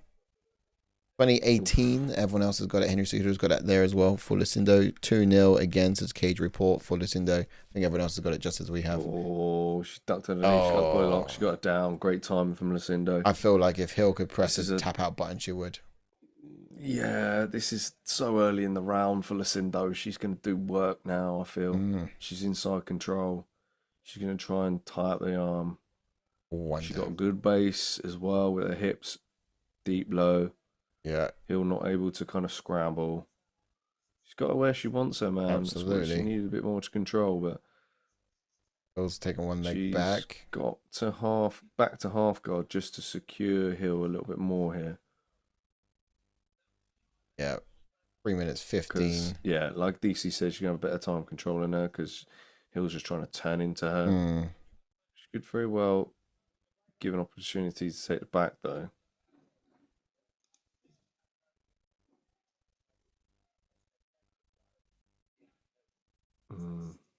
Shango's saying tough one, but I'd say Lucindo, but she's not really ever in dominance and in control, more so round 3 now. Yeah, we're definitely seeing more of it. Yeah. Yeah, Hill's just getting absolutely pieced up here and slow, methodical move, base taking from Lucindo. She's not throwing punches. It's position over pain. But once she gets to where she wants to be, then that's when it's real dangerous. It might even be a head and arm that she might be trying to cinch in. But this is her domain, Lucindo, don't forget. She's been standing up striking the whole round. I forgot that this is her domain. Shows how good her striking's come. Learned a lot in that Lemos fight. Okay, here we go. Nope, no movements. He has to now pick that lock or that single leg if she wants to get the... She wants to get... No. Why? She's doing great weaponizing that shoulder of her. She's just picking that into Hill's face. There it is, trying to get a leg out. Yeah, as soon as she clears it, slide. Got a lot of ground control here. She does. Most of this round, this basically secures it for her. Oh, side control. Yeah, but nearly got side control. Angela needs to try and create some space. All this time I thought get her hips Hill was in deep trouble because Lucindo's progressing as she wishes. But really, Hill's not actually received much damage down here. Yeah, it's true. You're right. Yeah. It's all Lucindo just kind of making sure that she's got control of Hill and just utilizing that. But I feel like Hill just kind of reset all the progress just a second ago, and now what you actually got here is ground control time and no damage. Which is better than ground and pound. Yeah, if you Lucindo, you're still winning the round. Yeah, you know. She's got to keep working here. We're in the third round here, so yeah, there's not really anything to survive for. No. Lucindo's going to win 30-27. Hill isn't much of a ground fighter. One win. She's very decision based in her history. That is true. That is true. But she did submit. Who was it? It was the girl with the flashy taekwondo kicks. I saw that. Even she was surprised when she got it in there. Luana Puenero. Yeah, she got that guillotine. I was like, rah. Yeah. She was like, unbelievable. Like, no way. It's her best win to date. Or big strikes now from Lucindo. Put punctuation on this round. Yeah. Oh, she came out the back. Take the back big mistake, but it's right, not enough time. End of a round. Well done. Lucindo wins a decision. Lucindo gets decision. Surely. And we will go to the rankings. Yeah, that. Oh, that's true. Yeah, I'll have to get my ranking card up. Your what card up? My ranking. I said ranking card. Okay. I don't have a ranking card. I promise. Okay. All right. Cool. Just checking. I promise. I know. Hill's looking in like. It's 2025. You don't need magazines. Hill's looking fine these days. She's looking well. She's looking fine these days. Don't need magazines anymore. Makes sense. You might get the ranking card out in post fight. We're in straw, mate. Lucindo's in at 8. Hill's in at 12. No movement there. Lucindo Yes. defending a ranking. Does she now fight Tabitha Ricci, who's coming off a win against Amanda Hebas? You want that for Hill or No, Lucindo? for Lucindo. Yeah, I like that. Ricci got some good grappling as well. Be a pretty decent fight. Good wrestling too. And that was just a recent fight as well. Both very Just happened. similar. You got Mackenzie Dern there as well. Yeah. I do think Tabitha Ricci might. I didn't see that Ricci Rebus fight, but it was a good win last for week. It Ricci. was last week, wasn't it? Yeah. I saw you was here last week with me. Whitaker. No, actually, no, it wasn't last week. It was the week before. Oh, I see. It was on the Whitaker Dorides card, so I wasn't around. Oh, I see. Right. You're right. But yeah, timing wise makes sense. Yeah, it's good. Or Mackenzie Dern's in the mix there as well. Or Mackenzie Dern's really set to go up a bit. 2-fight win streak. Yeah, kind of set to But rise. there's not much fights for her. I think she'll fight Janan. Yanjanan. Makes sense. She's coming off a loss. Let's do that. And then for the likes of Hill. yeah, Does she retire, man? She's long in the tooth. yeah. Trying to think what names. Coming off a loss. She's already fought a lot of gals here. Denise Gomez, who's on a 3-fight win streak, bottom of the rankings there. She kind of deserves it because she lost against Angela Hill. My bad. Gillian Roberts, I think. Well, no, Gillian Roberts got a 4-fight win streak. When she did, Yeah, I you need to just see Roberts up there against a contender. I just kind of think legacy wise, these girls can probably fit out a little bit, but they're too far apart from each other. There's just got to be a gatekeeper, and keep around for that. I mean, if she was in the men's division, then yeah, she'll be cut. I think. Yeah, potentially. Yeah, But, yeah, where the women are, it's a little bit different. yeah. Yeah, remain a gatekeeper. Keep in the ranking. Challenge someone who's doing well outside, about to step on him. Let's see what that is. You know, we could see maybe or that space for Chanel coming through. Nah, too early. I think it has to be someone who's creating a bit of noise, I guess. She's still around in Chanel's after Chanel has 2 or 3 fights. I think 2 fights if she does well in the UFC. They don't want contender series. If she gets another contract coming in the UFC, we could see Chanel going there. Because don't forget, Chanel did fight in PFL. She did. I mean, still She could have been against fighting in championship level, but she early people. it was a weight cut issue. No, it wasn't. It was a staph infection issue. But yeah, so I wouldn't be too surprised if she, depending how she gets Dana White contender series win, does that in superfluous fashion, then we could see her stepping in with a ranked opponent rather than just into an unranked opponent in UFC. Right, so Young Whaley. I'm just having a look now. Who else is like just outside of the rankings? Yeah. Just signed in. Elise Reed, I guess, is one of them. Or Yeah.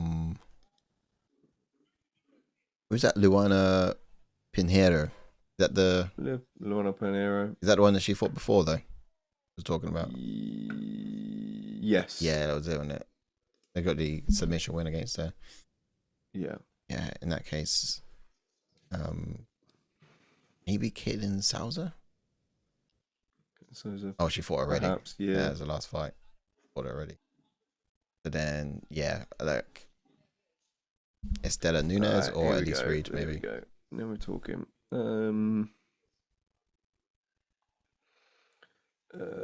Who else we got? Bruno Brazil is fighting Ming Chi.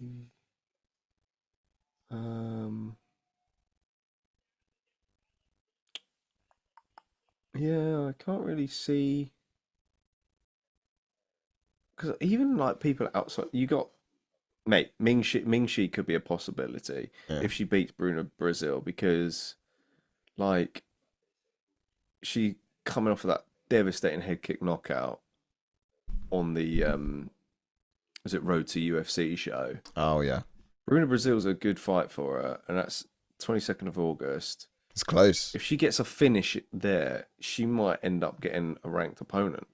Angela Hill could be out of the way. Just the noise. Just if she creates, a lot of noise for her because people would drawn to her because of that head kick knockout. But not only that, is because she's kind of got like this innocent, cute look to her, where she doesn't look like she's a fighter at all, and she's a doctor during the day, and I'm telling you, man, that's possible. some psychotic girls out there, man. But that's Chanel all over as well. She also doesn't look like she's got this savageness to her, but then you see her fight, it's like, yo. Although she's not a doctor, but still. Yeah. I'll take it. I'll take it. We'll see. All right, rock on. Let's take them all back. Bring it on back to me. Back to Trilogy Energy, the product partner for this stream. Shango says, careful on those hard R's when you saying rankings, Shango. Oh no, buddy. I say Lucindo versus Magnus Coulson in the UFC. That will make her number one in the world of chess. Shango knows his chess. Someone's just been Googling champions of chess. Yeah. Shango says, does anyone think Khamzat doesn't win that fight, by the way? Drick has surprised me in every fight, but not sure what he can do to defend getting grabbed, let alone taken down. Yeah. Do you know what? I quite I admire Drickus' confidence. I do think that if he's able to survive the first 2 rounds, he can cause problems for Khamzat. Yeah, see, which makes me really excited for this fight. See, yeah, I'm stoked. I was talking with Paddy about this as well, right? And you, in all honesty, every single fight that Drickus has had, I've counted him out on. I just thought that he's not that good, bro. And Paddy was like saying that he's once been likened to like Drickus himself because he doesn't look like it should work, the shit he does, but it does work. And he just don't know why it does, but it does. And I was thinking, I can't figure it out with this guy. Just got this awkward funk to his game, and it works. And it shouldn't, but it works. So yeah, can he do against Khamzat Chimaev? I don't know. I would really hate Drickus if this is a one time I chose him and he loses. Then that's it. I mean, look, he will have some resume if he beats Khamzat. That's all I'm saying. Yeah. The fact that he's beaten Robert Whittaker, former champion, he's beaten Izzy, he's beaten Sean Strickland twice. Yep. Going there, beat Khamzat, who's on this murderous row. Yeah. Or this murderous, yeah. Absolute savagery. I didn't even feel. I don't think you'd even feel safe being a referee in that ring. No. You know, for sure. Just some cages some animals you don't want to be locked in the cage with. And Khamzat is one of those animals. I mean, what Khamzat did to Whittaker's teeth is just savage, man. Yeah. Pure, straight up savage. Yeah. But, Drickus is going to make it a dogfight.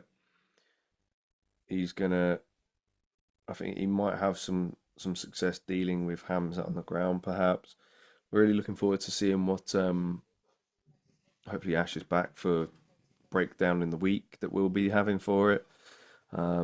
I'm sure you guys are going to bring some good stuff to the stream, some good insight knowledge for the folks at home. So that's it. Yeah, I think we've got to stay tuned for that. Be there for that one for sure. Yeah, my take on that one is either Khamzat gets it done early or Duplessis drags it late and gets it done later. Yeah. It's a game. It's a matter of survival for Duplessis. Get past round 2, and his chances increase massively. Get past round 3 and 4 drastically. So, yeah, those ones. All right, we've got Erceg, and he's up against. Co-main event. Yeah. We're there at fight 5 of the night. Let me get the fighters up on screen. And this is a fight which we talked about earlier, right? Ode Osbourne, which has been changed on a few different occasions. So yeah, Erceg's not actually had an opponent to train for, particularly over the last 2 or 3 weeks. There's been a lot of changes, yeah. There has been a lot of changes. And so he's just got to be adaptable and ready for anything. But let's talk about him real quickly. So this guy's Ode Osbourne is 13-8 with 1 no contest, and he's a southpaw fighter, very reactionary and fast on the feet. Keeps his arms out wide and strikes from all angles as well. he likes to throw those short front kicks to the body. And then he's got this great use of long range weapons as well with his footwork to kind of keep opponents on the end of his strikes and just master that range. He's got these fast hands. But I'll probably say he's more concerned about hitting the target than landing with power. So point fighter, absolutely, and he does it well. He does it well.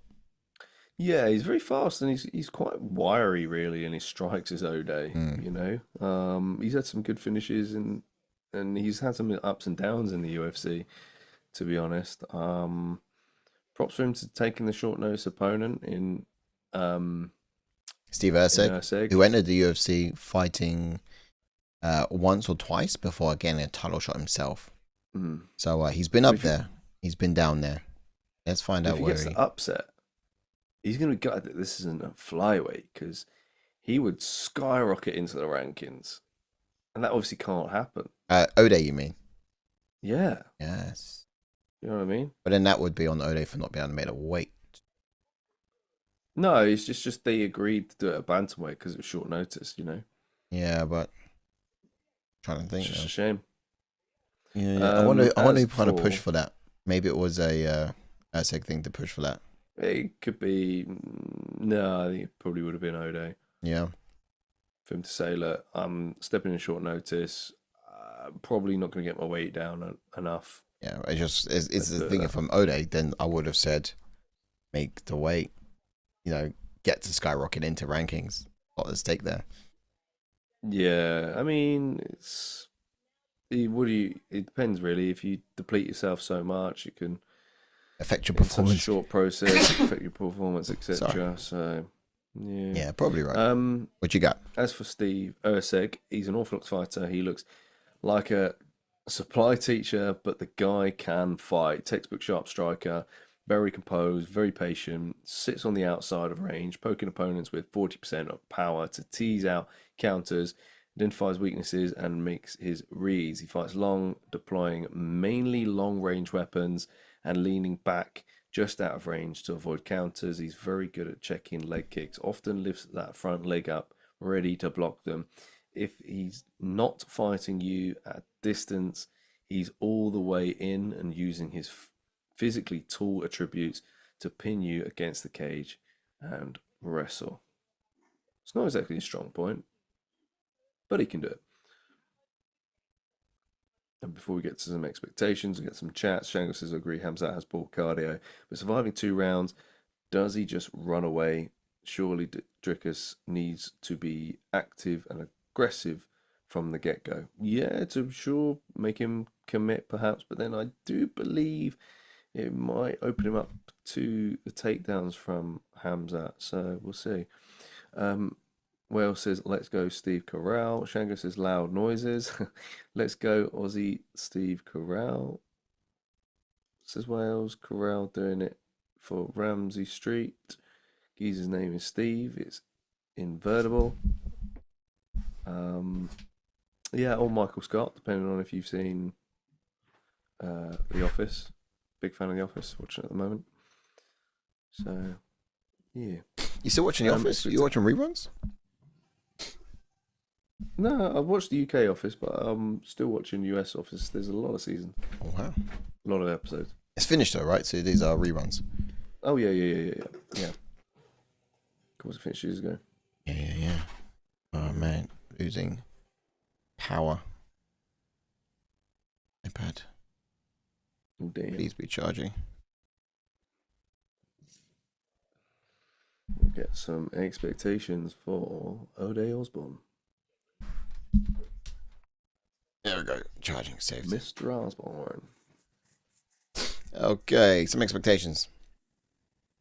Look, he broke his 3-fight losing streak in his last fight, so I'm hoping he's probably gained some confidence and hopefully back on track for some momentum too. But he's taken on a guy who's lost his last 2, so this is a perfect opportunity to put on a show. I do believe he'll have the power to edge in this fight, so an upset is possible. Osbourne will be much faster than Erceg. I kind of want to see him feint his entries and counter with the speed as well, but he can't be afraid to let his hands go because he's got the power and he showed it in his last fight as well. Yeah. He has often be a bit hesitant at times with O'Day, and he has kind of led to his downfall a little bit. Yeah. But yeah, like you said, confidence on his side. We'll see. We'll see. As for Steve Erceg, I think he needs to stay laser focused and defensively sound. He'll be looking to time his shots when Osbourne drops his hands. Erceg's accuracy, very good, but Moreno was just too sharp for him in that last fight. I can see him besting Osbourne this time, though. Erceg doesn't usually shoot for takedowns. The most he landed was in his UFC debut, which I believe was 3. But Osbourne has struggled to defend them in recent fights. Maybe Erceg can mix up his offense if he feels Osbourne's power too early. I just think it will be something for Erceg to perhaps fall back on. You might want to test the waters with it, and I wouldn't mind if he did it, to be honest. Yeah. You know, just to display his wrestling ability a little bit here, and just show people that he can grapple. Yeah. He did well defensively against Pantoja. Let's not forget that. That was defensively, but let's see a bit more offense from him, I would say. You have to show his well-roundedness. Oh, damn. Do you know what? I think I spotted earlier. I think Moddy's got himself a gal, you know. Oh, yeah. Do we know who it is? Touch and we're in. Yeah, she I I think was a ring girl for BKFC. Oh. She's also a personal trainer as well. It's I just interesting. happened to notice. I think there was a bit of a double date with that guy, the rich guy that he knows that we met before. I And I wonder. happened to notice they had a group photo together, and he was with this girl who was wearing like the same color outfit as he was wearing, like shirt. He was wearing like a maroon shirt, and she was wearing like a maroon dress. So I was like, "What's something happening here? Something happening Something here." that happening. I wonder because Yeah, when if you're coordinating like that, you're definitely seeing each other. when I last saw him 2 months ago, a month or so ago, Yeah, a little while ago. we were chatting about girls. He did mention Yeah, it. He did exactly. mention a girl who was talking quite sweet to, but I knew her as well. Yeah, It wasn't a ring girl though. but no, he was also saying he was chatting to Kaz Costly a bit. That's it, right? Yeah. Yeah, So I was thinking I that's don't quite know. different. Yeah, and he was saying he was leaving the ladies alone a little bit. So I don't know. Yeah, Interesting. yeah. Interesting that. Yeah, because he was with us too. So that's why I was surprised when you Yeah. didn't say it was. It was it He's wasn't a definitely Love said Island though. he's definitely seeing her. Yeah, He'll do well in Love Island though. he would. I think he said number 2 later. Ooh. Ooh, good counter from Osbourne. Decent. Left hand. That speed is lightning fast. Yeah. I feel like I've we're got the seeing it. stream in 2.2. Yeah. Yeah, I went Erceg decision. I also, in the game element of the app, I went for ×4 points. I put my ×4 card on Erceg. Just purely because, all right, back's against the wall after coming for 2 straight losses, but Ode, He's not been up there. outside the rankings, he's not been up there, etc. I feel like Erceg should be winning this fight. It should be the most competent pick of the fight. Ooh, lightning! That was shot so from fast. Osbourne. Yeah. Ooh. Ooh, there's a takedown attempt. That's what I'm saying. He's felt Osbourne's power, and I said we will resort to Erceg grappling, but Osbourne has shrugged him off, and it's good. Yeah. Good shot from him. It's crazy. He's got Ode his ain't power, and that he's guy not as even well. in his. I guess he's at his comfortable walk around rate, aren't they? Yeah. So Steve decisions as well. Massive sway on the odds. Oh, I need to change the card. Oof. Oh! Ode's got him hurt. No way! Ode's got him hurt. We might not need the cards. Fully stumbled Erceg into the cage. He didn't even realize Oh, where he was damn. going. That was mad. Oh, damn. That was insane. Ode winning this round now. Punches coming so fast. Erceg don't even know what's hitting him. Here's the single leg. Yeah, Good defense from Ode. He keeps wrestling is so striking. Oh, damn. key. Ode's going to get him out there, isn't he? He is. Watch. Shots to the back of the head, Yeah, mind you. watch those. Erceg's still He's- scrambling for this He takedown. wants that single leg.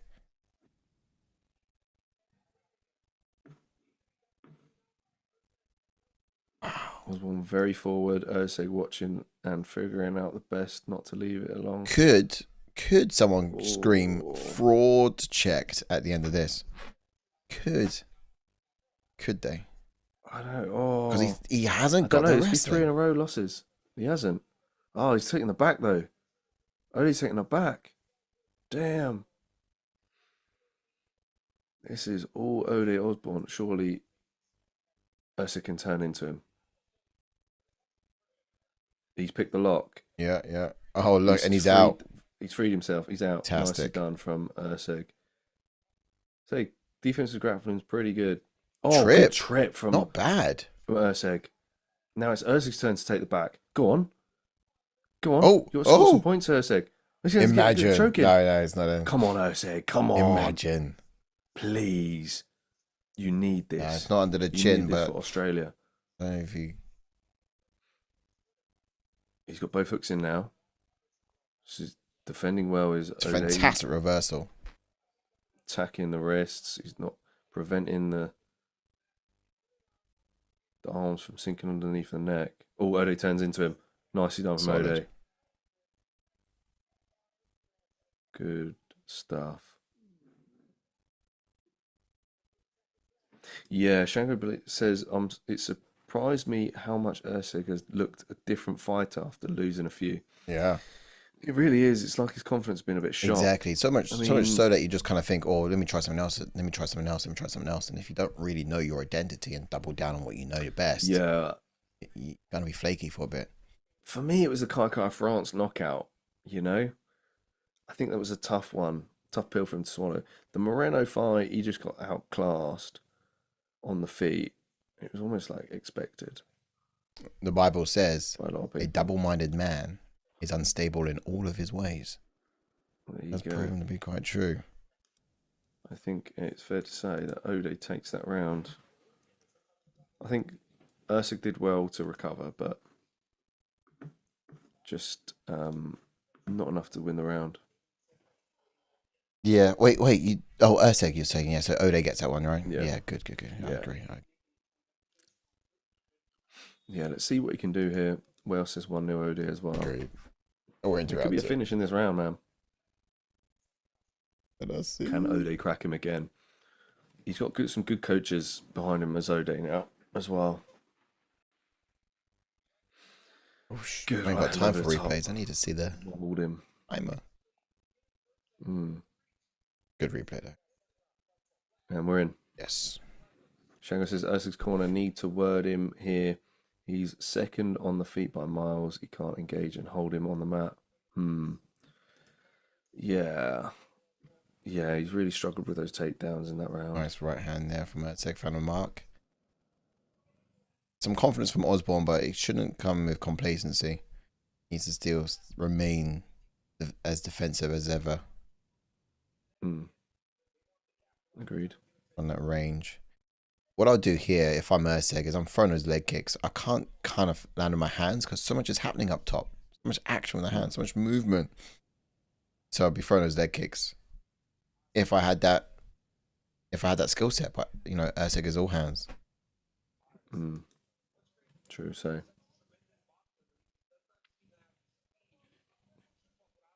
I mean, I wonder how many people actually picked Ode to win this. Oh, single leg for Erceg. Slow entry, but you know, he got there. He's got him against the cage. He's pressing, but can he execute a takedown? Oh, he's looking to try and sweep the leg out as Erceg. Trying to shift Ode's body weight off balance so he can execute. But so far, good base from Osbourne. Decent. Who eats a knee in the clinch. He's going to have to start getting some octagon control or get some strikes on, and if he wants to... Yeah, there was the opportunity to take the leg, the outside trip there, but... Yeah, he's certainly going to need to do something more if he's going to get considered for this round thus far. But we've got 3 minutes to go so far. Erceg taking control. If I'm Osbourne, I'm just going to break away here.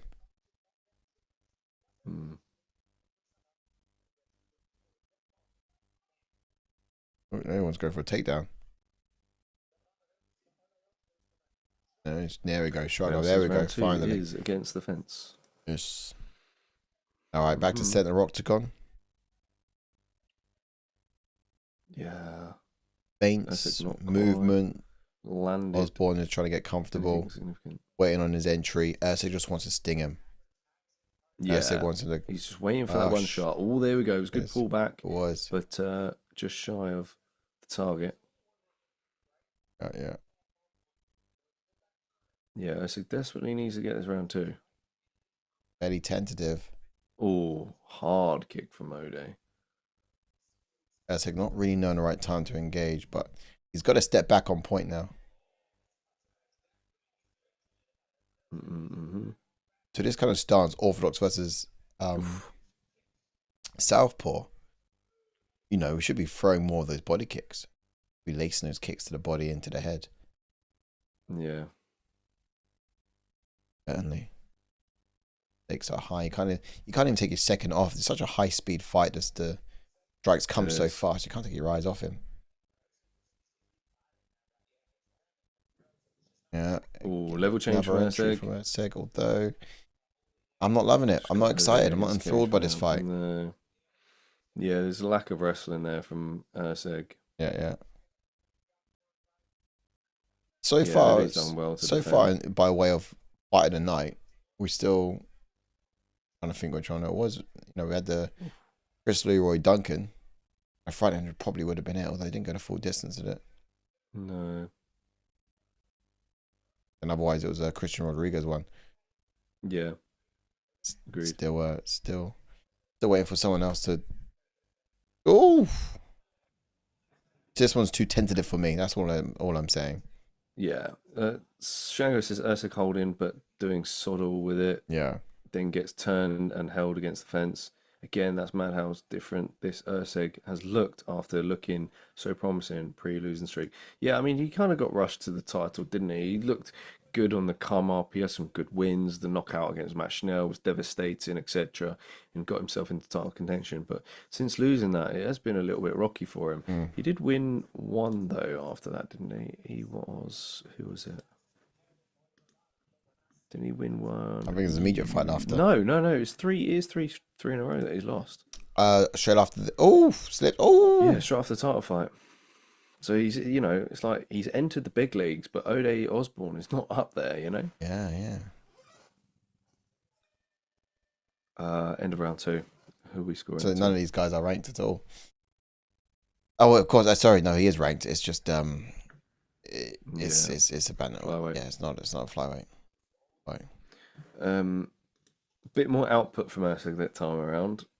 Yeah, I agree. I believe tentative and all that, and I think he might just get it for me based on there wasn't enough activity on the other side. There wasn't much shine. From Osbourne. He didn't really shine for me at all. No. So maybe a round off in order to, you know, Osbourne knows for sure that he scored the first round, so I think it's his turn to shine in the second one. Put it on him. Shango says Erceg looks so open to a big counter strike when he goes to the takedown. A lot too tight second round there. Yeah. Let's see. Here we are. Ready for the third round. Exactly. Third and final round. The main event coming up shortly. I feel like we're going to get a finish in this. No. Main event. Oh, main event. All right. Main event. This third round. Not in this fight. I'd be surprised. If it's coming from one person, I think it'll be Osbourne. Yeah, Osbourne's able to crack him this time. He starts off at a higher pace. Ooh. What is it that Erceg's got to do to change the outcome here? Yeah, he's going to have to slow Osbourne down. Ooh, left hand from Osbourne. Yeah, right. Got both in there. 1-2. Yeah. A little snap back. He's up the pace in this third round as expected. It was Erceg who's... Ooh, that's going for a high kick then. It was Erceg who kind of made the mistake by committing on the entry, and Osbourne was able to tag him twice, 1-2. Big hand fight. When you get these orthodox southpaw stances, what we probably aren't noticing is going on, but is absolutely in the mind of these two fighters here, is the fight for the outer leg. if you've got the outer stance, the outer leg, and the outer hand, then you can levy more power follow through on your right hand or on your left. So you see a lot of hand fighting there, just kind of to guide who's going to take the lead. Yeah, and Osbourne's currently giving Erceg a lot of different looks on the feet. That's what we're seeing here. Oh, look to snatch the leg. Unlucky. Wow. Erceg still favourite. Yeah, wow. How is that? Interesting. Erceg's a massive favourite, right? He's recovered well Get after some that numbers. first round, to be fair. What we got here? 39 to 35. Strikes totally thrown. That's in favour of Osbourne. And 34 significant to 24. Again, in favour of Osbourne. He's just leading on strikes. Oh, hello. Right hand there. Shango reckons if Erceg sticks to his tactic, he loses on points. He looks like it's his first fight in the UFC and nerves. Yeah, true. Can kind of see that as well. Ooh, big exchange there, but no one really landed. Actually, thinking about it, if Erceg takes this round, we've got him to win. Yeah, decision as well. You know, he didn't do anything significant in the second round, and it's just, I feel like this is at the moment. I feel like it's Osbourne's fight to lose. Yeah, and I feel like Osbourne is losing it. He's finally got Ode down. Wales says next weekend's UFC is going to be epic. Yes, Hamzat Chimaev will make it to the fight and become a new champ. Shango says, I've never seen a start to a third round look like the start of the first round as much as this. Like measuring each other and faking it, etc. Yeah, no, I thought it was a different run now. Seemed fairly tentative again, isn't it, when it kind of came together? But yeah. But we're into the thick of it now, and Erceg's on top, Osbourne's on the bottom. I can't remember who weighed in heavier in this, but it looks like Erceg's absolutely using his weight just to pin and hold Osbourne down. Advance, there we go, full mount now. This is good. Now land some strikes. Very good is what he's going to do. He's land some strikes. Looks like he's going to try and go for a head and arm. But no. Oh, he's looking for a high mount. No. Oh, nice. Taking it back. Osbourne. Oh, good. That's a good one from Erceg that was wise enough to adjust position there in a nick of time. I feel like if I was Osbourne, I'd give him my back. I don't feel like he's got the abilities to wrap it up, but I could have spoken too soon. Oh, body triangle now for Erceg. Yeah. Oh, well, look at that. Yep, that's under. That's in. What? He's got underneath. One hand. But he's not tightening it though. He's got one arm. He needs to, that was his opportunity as well. He needed to get that arm, but I think Odie locked it down pretty well. It wrapped around pretty tight for one arm, didn't it? It went all the way back to behind the shoulder blade. And Osbourne is back. He's on his own takedown. Nope. Oh, he gets it. Good. That was so essential. In this round. That was Osbourne's chance to kind of steal back what he's lost. It was great work from Ode.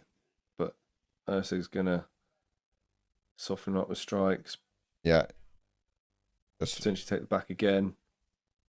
Come on, Erceg. Got to get the submission. Although, I picked Erceg decision, so I'll take the points to be fair. Yeah. 20 seconds. Yeah, looks like it. And, again, I'd probably say again, it's a very good third round for Erceg. Oh, it's like a head cramp.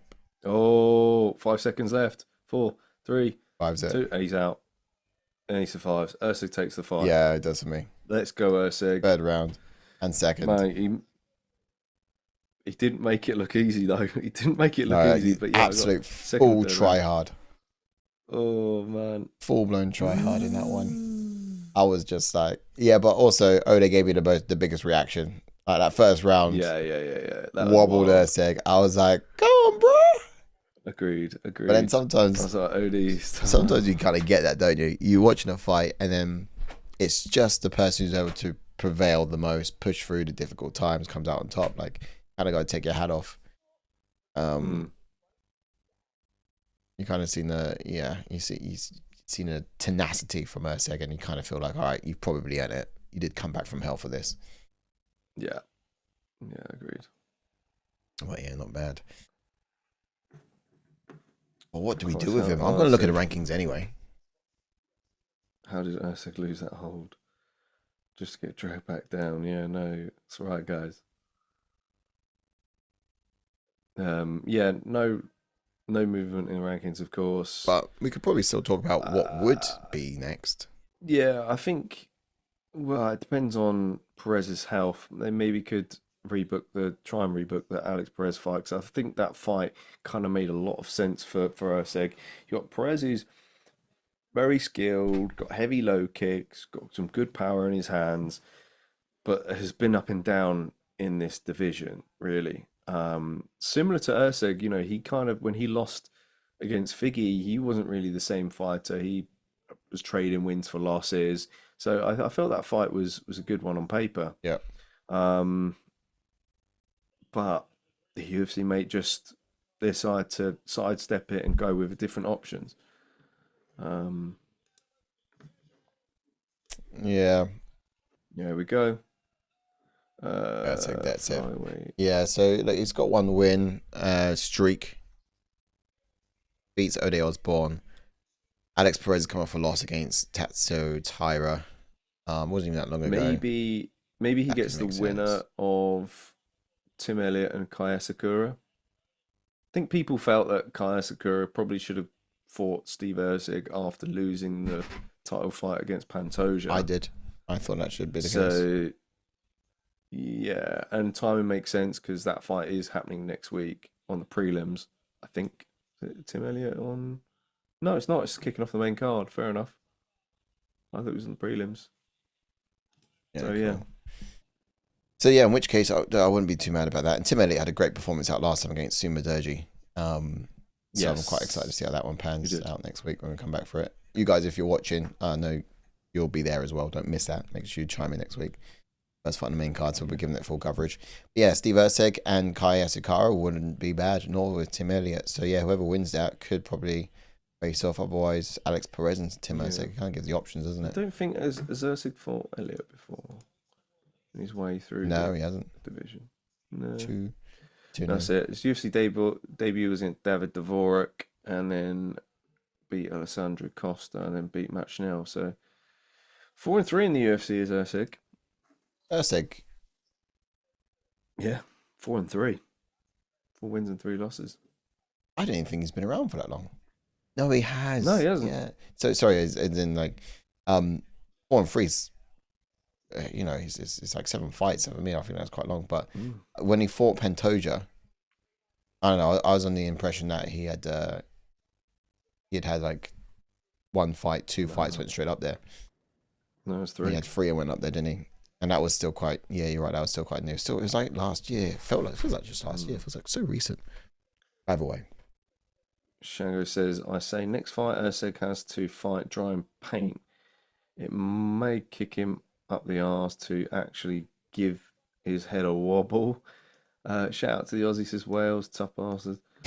Shango says, Wales, mate. Erceg, like I said, since his push and losses, could put a glass eye to sleep. Come from a land down under, says Wales. Yeah, so he's used to being there, isn't he? Switching on up.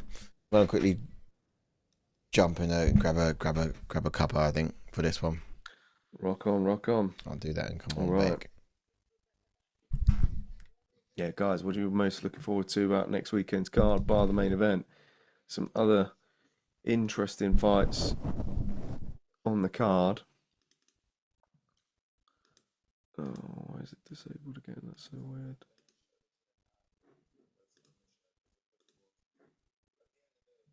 I haven't plugged it, but I'm also having a hard time opening the thing,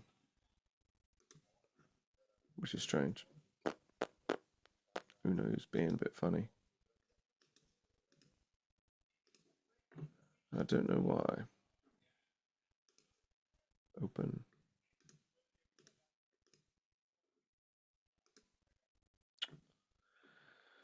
I don't know why it says I've got a pop-up blocker on, but I don't think I have. It is what it is.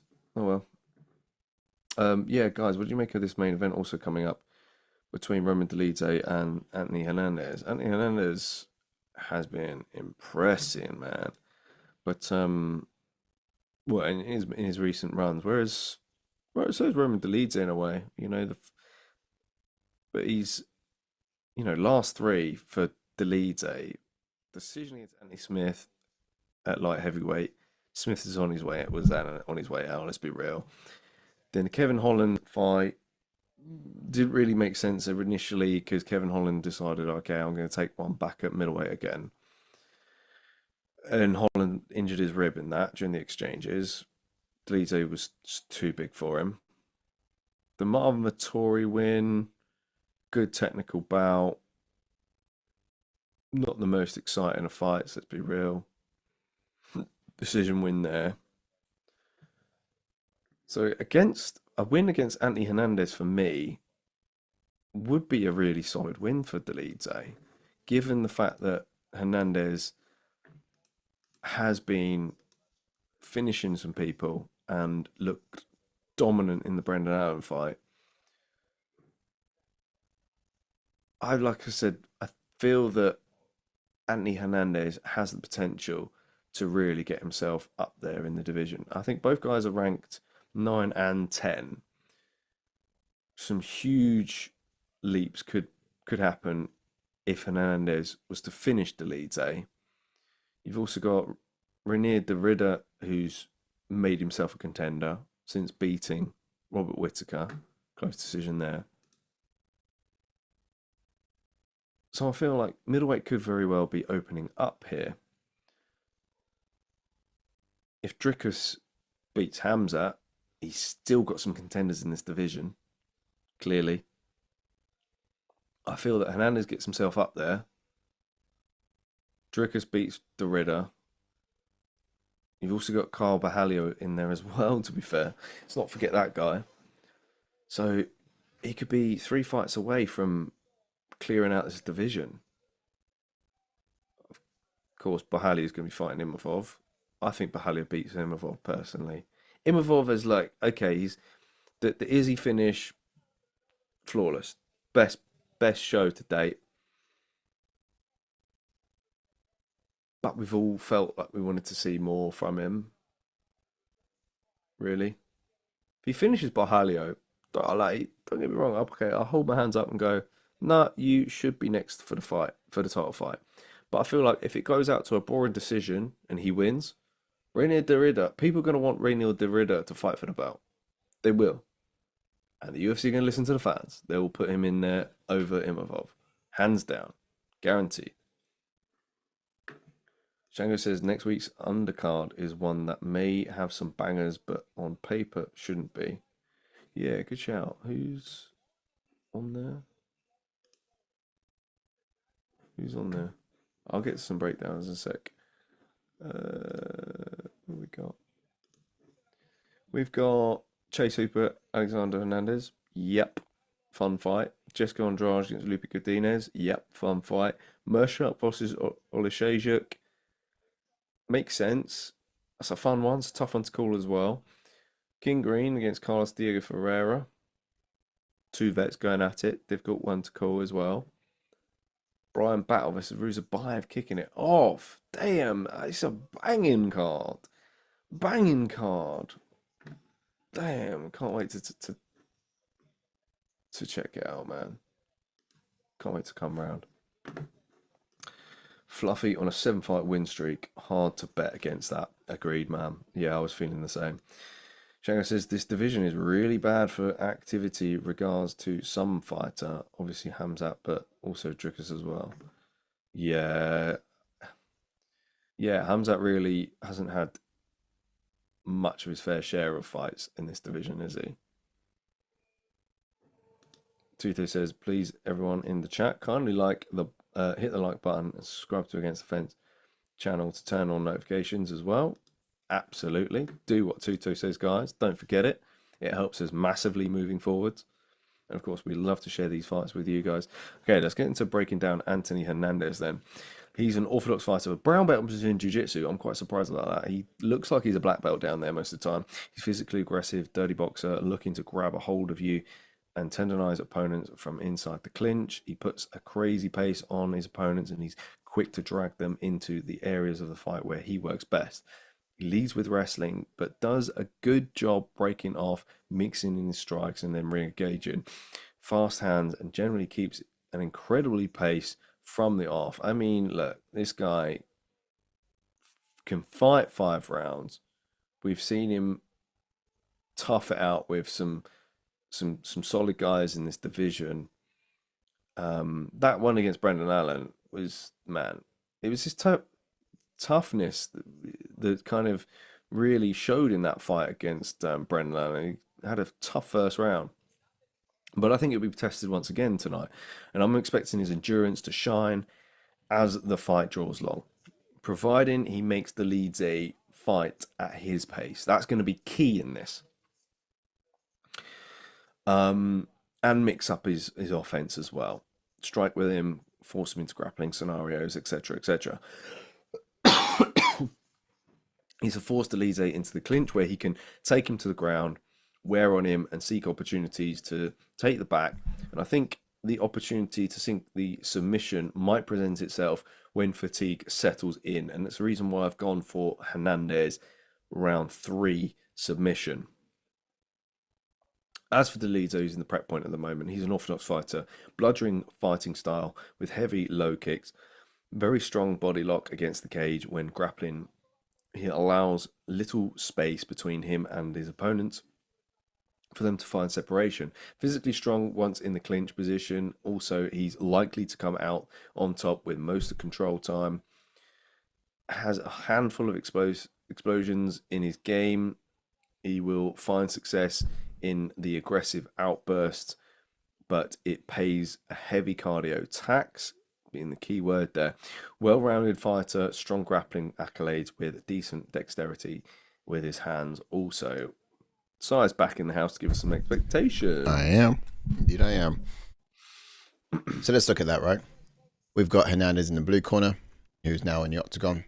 And his toughness will probably be on display once again. I'm expecting the endurance to shine as the fight draws long. I've already done Hernandez. Hernandez. Have? Sorry. Yeah, Dolidze expectation. All right, in that case. Red corner with Dolidze. Daddy Dolidze, we like to call him. We all know why.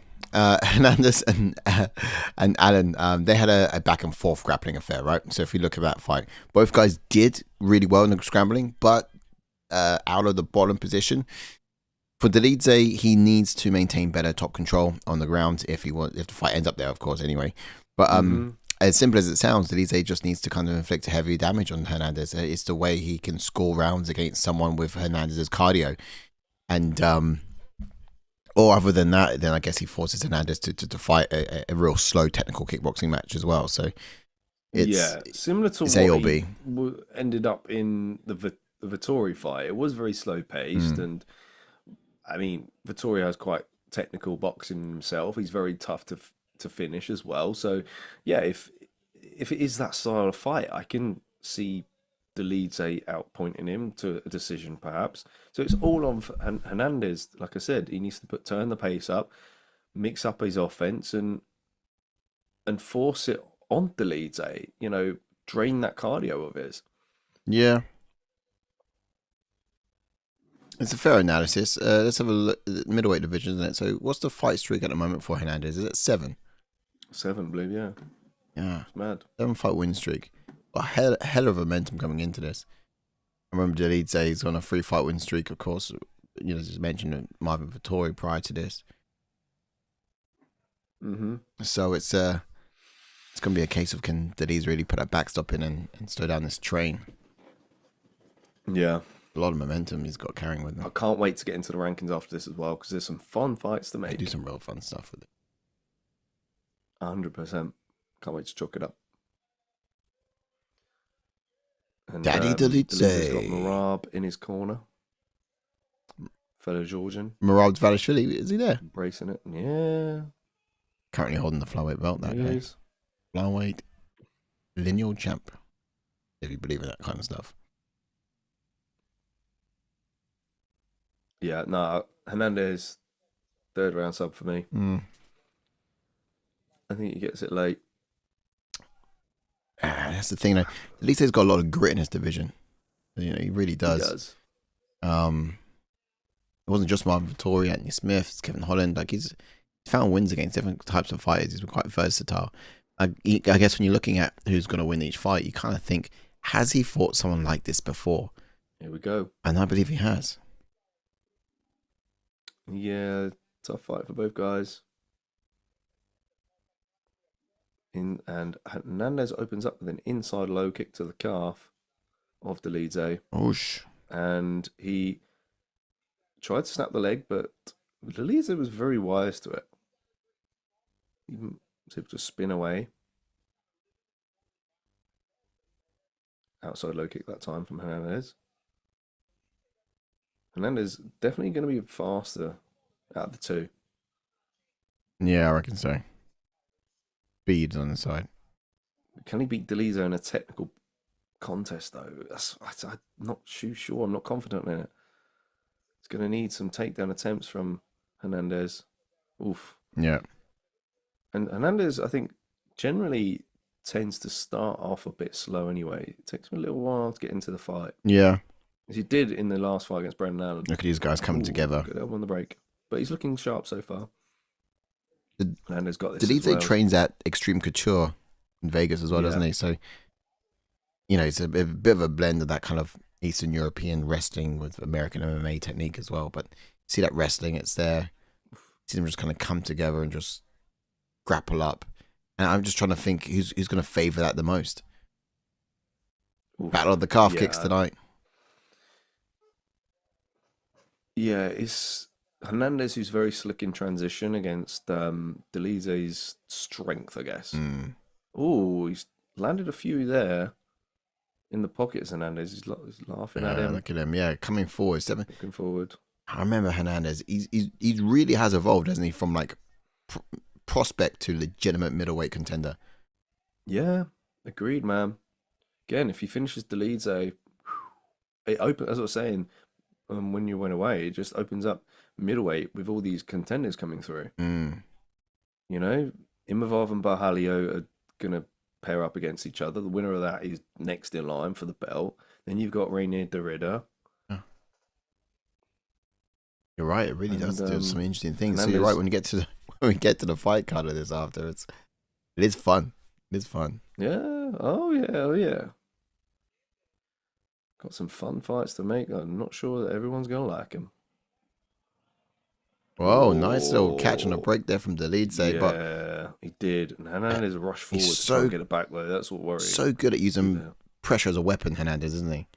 Weaponizing that forward momentum. Outside low kick there. Just right there in his doorstep. He needs to survive Dolidze's power early doors. Make him fight at a higher pace than he did in his last fight, and we're seeing it so far here today. He's landed some good strikes in the feet. Whoa, nice shot, good entry from Hernandez, but Dolidze, wise enough, was able to get to a base. He's going to threaten the neck here. Oh, and Hernandez just shrugs it off. Nicely done. He's going to take the back. He's got good grip here. Dragging Dolidze down here. Bit of time to work, but not much. Ooh, Dolidze looking to attack the leg. He used it to get back to his feet, though. Good job from Dolidze. Here we go. We've got some Georgians in the house. Yeah. Hey, buddy. What's good? Georgie, representing. Welcome in, Georgians. Let's hear your predictions for this fight. Hit that like button and hit the subscribe button. We're UFC fan channel where fan opinions matter most. Welcome on in. Yeah.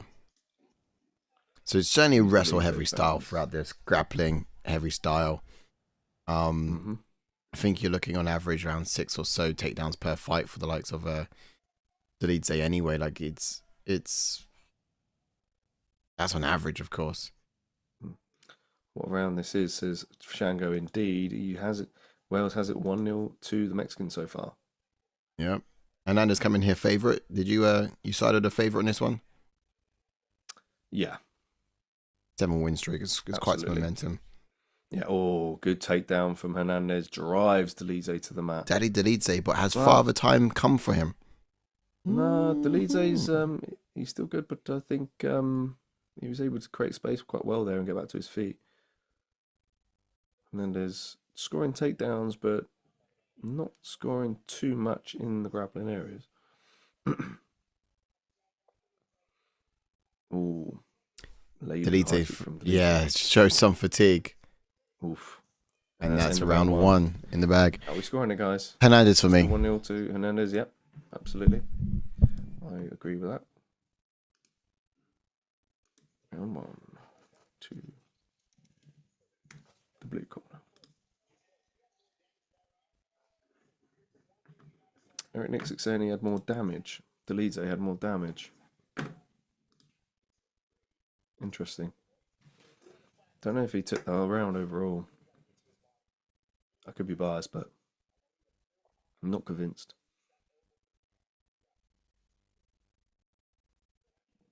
I think Dolidze needs to bring out the old Bondarooski. Oof. Good shot against the cage then, I guess. The right hand fell to the takedown there. Good stuff. Good elevation there from Dolidze.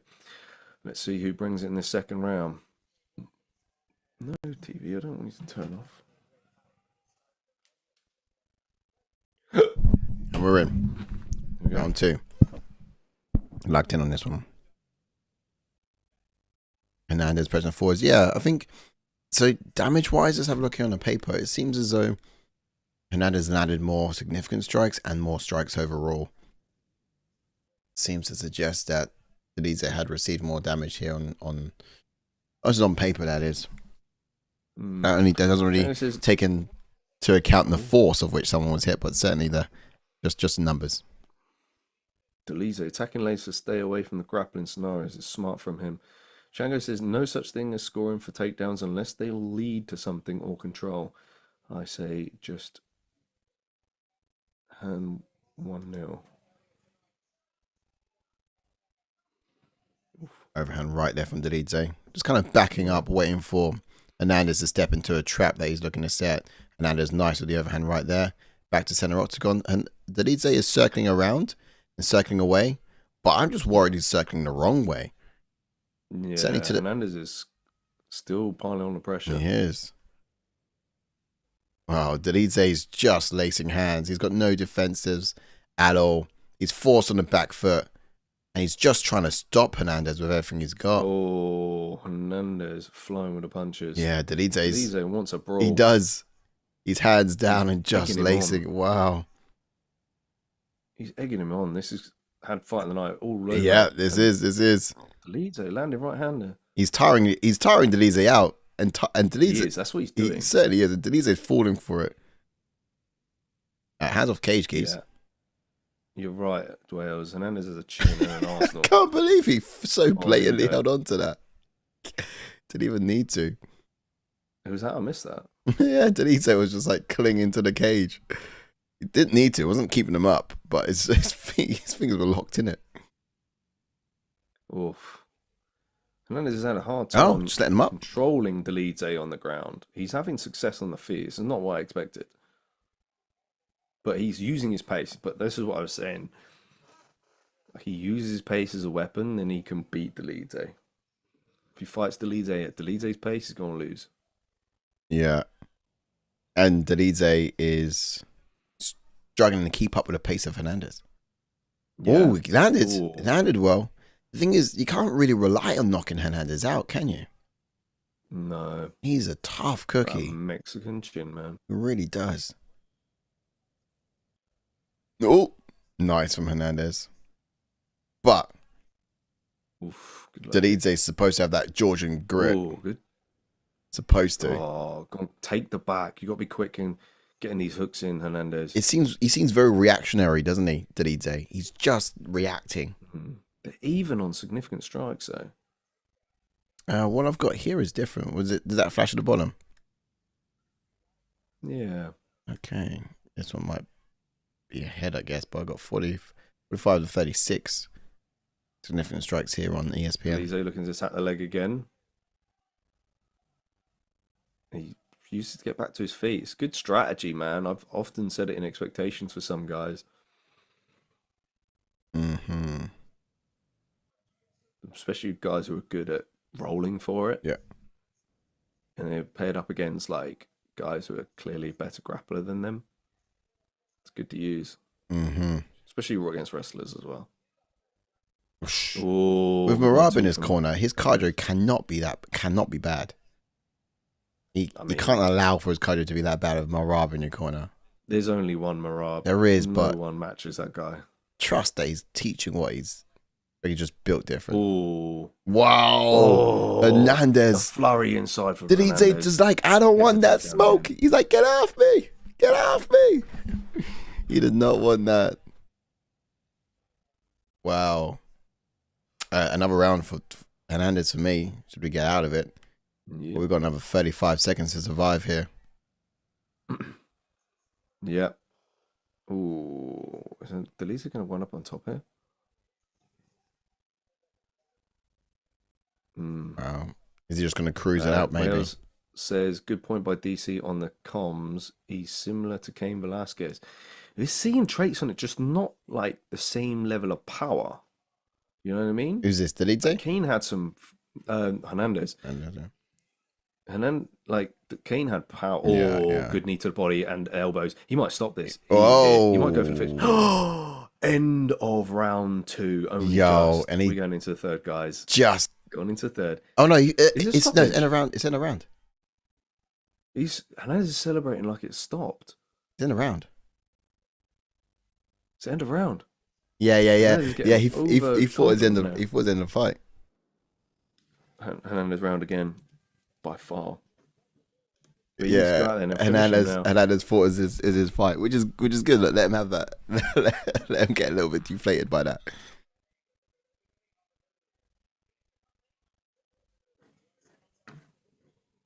Wow, that was a round. Absolutely battered. Yeah, I know, but he thought he won it.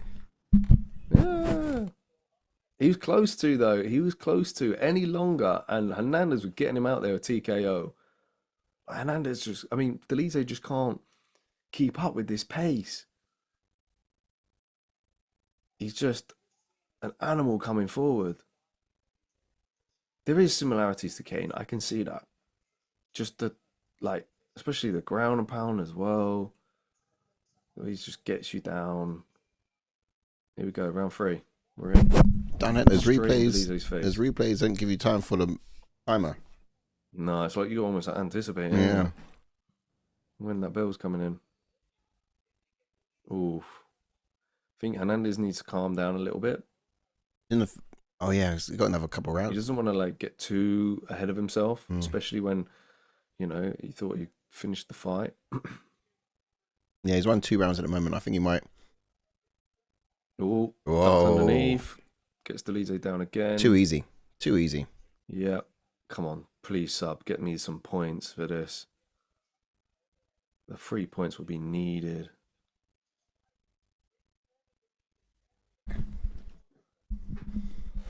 You said sub by Hernandez, huh? Guard. Yeah, I did. Hernandez wins on the ground.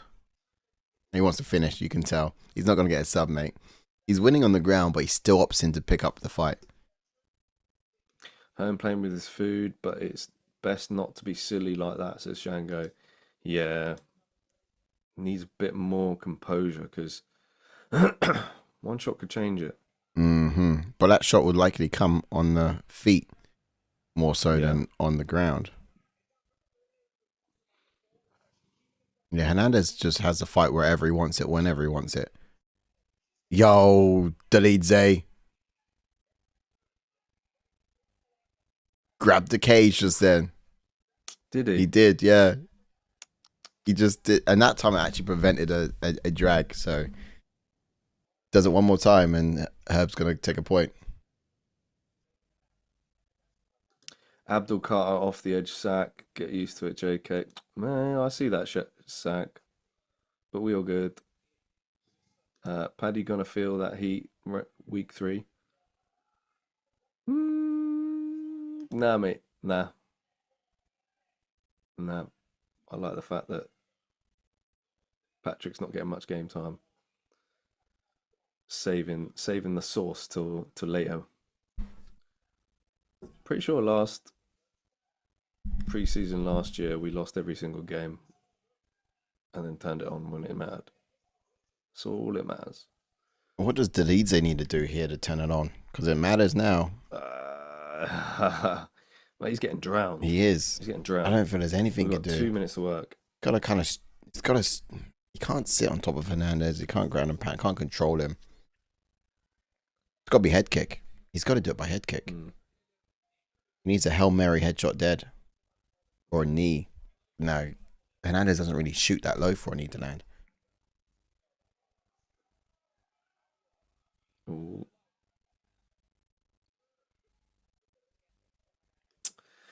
Not happening, Wales. We've got a new QB protector in the house. And he's on Marauder. Josh Simmons. Here it is, yeah. Dolidze just trying to find as much time as he can, buy as much time as he can to recover. But he's not giving it. I'm not getting that third round submission. Whoosh. Oh, come on. I would have taken a TKO. Oh, he pulls guard. He tries to pull guard for the heel hook. Why? Yeah, he knows it's one way to get Hernandez off of you. Pull guard. Yeah. True. Oh, flatten him out. Go on. Go on. Go on. Ah. Minute left. Come on. Get the sub. Doesn't want it. He's not even taking it back. It's there for him. There for you, bro. Nah, it's too late. It's too slow with it.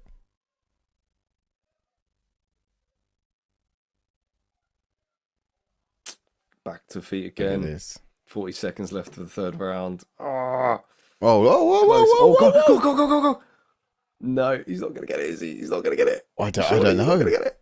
No, he's not so No, much. you don't But get that it. was so easy. 30 He's seconds, ragdolling him 30 now. Seconds. Fuck. He's ragdolling Come him on, now. Just get TKO or something. Got to throw your legs up. 20 seconds, just unload. Nah, Dolidze got to throw his legs up. Dolidze's defending here. He's defending. Full guard. Fluffy is beating the piss out of him. Absolutely. Mate, middleweight, you got yourself a Cain Velasquez. It's tough. Because Hernandez is not slowing down. Not at all. He's so And that's dominant. at end of round 3. And Dolidze yet to win a single round. And as it goes along, it just becomes less likely.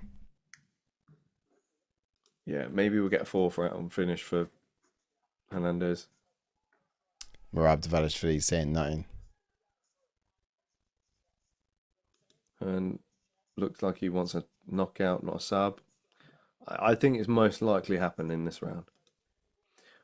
Rom is gas. Hernandez having his way with him, one-sided. He's had so many chances to go for a sub. This is personal, I think. Yeah, I think Dolidze has defended well, despite being gassed. Here we go. Round 4.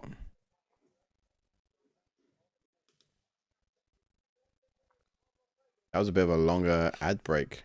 Not ad break, but longer break between rounds. Oh, sorry, timer's not in. Yeah. I wonder who's buying him time exactly. We're in.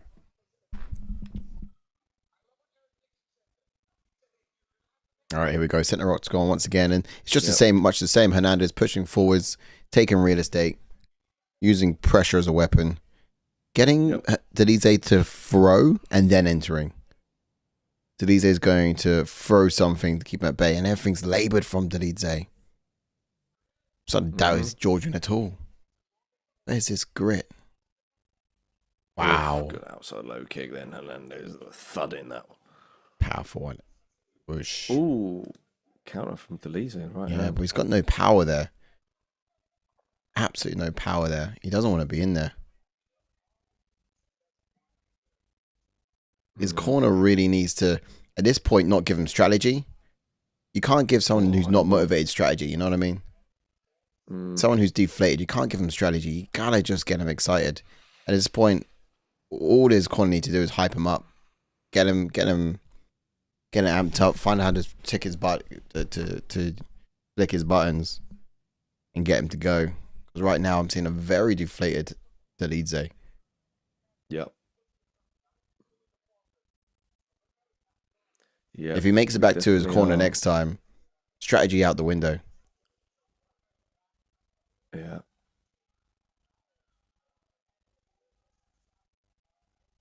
Yeah, what's he afraid of? What's Fluffy he... type of neck. Come on. Come on. Whew. See that sack right there, Wales? He's holding something. What's good? Holding the glove. He's probably holding the inside glove. See. Dolidze's like doing everything he can. It's cheating and whatnot. Mm-hmm. Turns around. We've got a whole 3 minutes here. Yeah, we are. Hernandez is getting to the back, but domination. Do you think Hernandez doesn't know how to finish, or is he playing with his food? Hernandez just wants to put on a beating. No, I think Dolidze is defending quite well, but he's not doing much else. He's trying to scramble. He's grabbing the wrist of Hernandez. He's making it difficult. It's all the like tiny little things that you gotta really like look closely to see. Mm-hmm. The breast control, etc. Look at this. Oof. You can see. Get your hands out of the cage, bro. Oh, bro, they're illegal. They're gonna take a point. Tapped. Don't worry. Take the point. Look. Hernandez calling for a belt shot. I think that was controversial because he landed some illegal knees. Bro tapped him out whilst he was moving backwards, whilst he was on his feet with a rear naked choke. No hooks required. Dolidze quit. He did. Dolidze quit in that moment. He did. He could have spun out of that.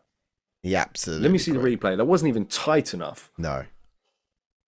He saw a way out. Yeah, I think even in round 2 or 3, he was waiting for him to like attempt him so he could tap out, because you can't just tap out from strikes. You got to tap out because it looks as though you're going to go to sleep. But like I said, Hernandez needed a finish in this. Here we go. To at least grabbing the fence. Yep. He said 1 point. Yeah, oh no. There was at least 2 illegal knees there. I can't tell if it's illegal. It tapped there. There it is. There wasn't even like an attempt to let me see if it's legal. Out. It is. That was illegal. The first one looked like it was. It was illegal, yeah. That was illegal. That one was illegal. It was a bit weaker though, the third one. Yeah. But then he gets it underneath the chin and just drags him. Yeah. Oh, okay. Controversial to the point he's looking up thinking, bro, that was an illegal strike. Right? And while he was looking up at the referee, he got underneath the chin. Yeah. You said sub as well, didn't you? Go on, bro. Yeah. I've said round 3 though, so I only get the 2 points. Oh, fair.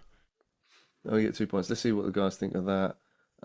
Yeah, so basically controversial because he was kind of looking up after Herb was saying taking a point, but you can't complain about dirty play when you're playing dirty yourself. So I don't rate him for it. Fair. Shango says, "Is it just me that thinks Hernandez has so many chances on the mat? He's confused as to what to do when spoilt for choice. Nothing." Yeah. Guy was all over. Guy was winning these on the feet and on the ground. Hernandez has got ADHD in the grappling. Rounds. He's like, whilst he's doing one thing, he's distracted and starts another. Well, saying modern day Kane, he quit because of the pressure. Yeah. Hands down. Wasn't going to make it to a full 5. Yeah. Commentators say the same. Roman wanted no more of that fight. Yeah, we all saw it, man. We all saw it. Well, says Hernandez didn't give him any room. Top class performance. Yeah, I kind of expected it, man. Kind of expected it from him. And like I said, if he got the finish in this, it propels him up there and gives him a big case for a big fight next. Guys, how many finishes is that in a row now? 8 now. It's 8 wins in a row now. It's 3 finishes in his last 4. Is that, am I right, or is it a little more than that? 8 fight win streak, yeah. And look at this guy. He's literally just looking at how clean he is. because he knows he did not take that much damage. There you go. So since losing to Kevin Holland in 2020, he's got 6 finishes in his last 8 fights. That's impressive. We can do something far more than just move in one space here. He's just moved into 9, and that's just one space. Not a high risk for Dolidze because he's only moved down by 1. Still gatekeeping in top 10. The next thing you got to really look at is pushing this guy. You know, Israel Adesanya could be a decent shout. We've not seen much from him in a minute. Reina Derrida, I'd love him to fight him, but, you know, he's just beat Robert Whittaker, which kind of caused him some top end of the division claim. Or we could see what happens between. It's just crazy because I think Reinier Derrida, I think there's more hype behind Derrida than there is Hernandez. And that's purely because Derrida's just fought or just beat. He beat Bo Nickel, had a lot of hype behind him, yeah, right? Stop the hype train on Bo Nickel, which did a lot for him in raising his stock. He just beat a former champion and fan favourite in Robert Whittaker. Prior to that, though, there wasn't really anything to set him apart. That was literally his last 2 fights this year that made Derrida a someone. Yeah, agreed. So, I mean, look, you could do Hernandez versus Derrida. I'd be super stoked for that fight. I think that speaks a lot, right? Both got great grappling. Reinier Derrida is probably a guy who causes Hernandez problems on the ground. Yeah. But I think the UFC, you know what the UFC like to do? They like to beat a man when he's down. They like to propel guys using big names. Robert Whittaker. I think the UFC give Reinier Derrida Israel Adesanya next. Oh, I see. That's what's going to happen. Yeah. They increase Derrida's stock by giving him an Israel fight. He beats Adesanya. Bosh, you're there for the title. For Hernandez, he kind of deserves the same treatment as well, realistically. But I feel like the UFC are going to tap into what people are talking about. Hernandez has just come off another Apex headline win. Yeah. Put Hernandez on a big card. That's what I'm saying. I hear, bro. I would like Hernandez on a big card. I think Reina Derrida and Hernandez, I think stylistically will make a good fight. I love that fight. Israel Adesanya needs to step out of hiding and take on someone and show us what he's been working on all this time.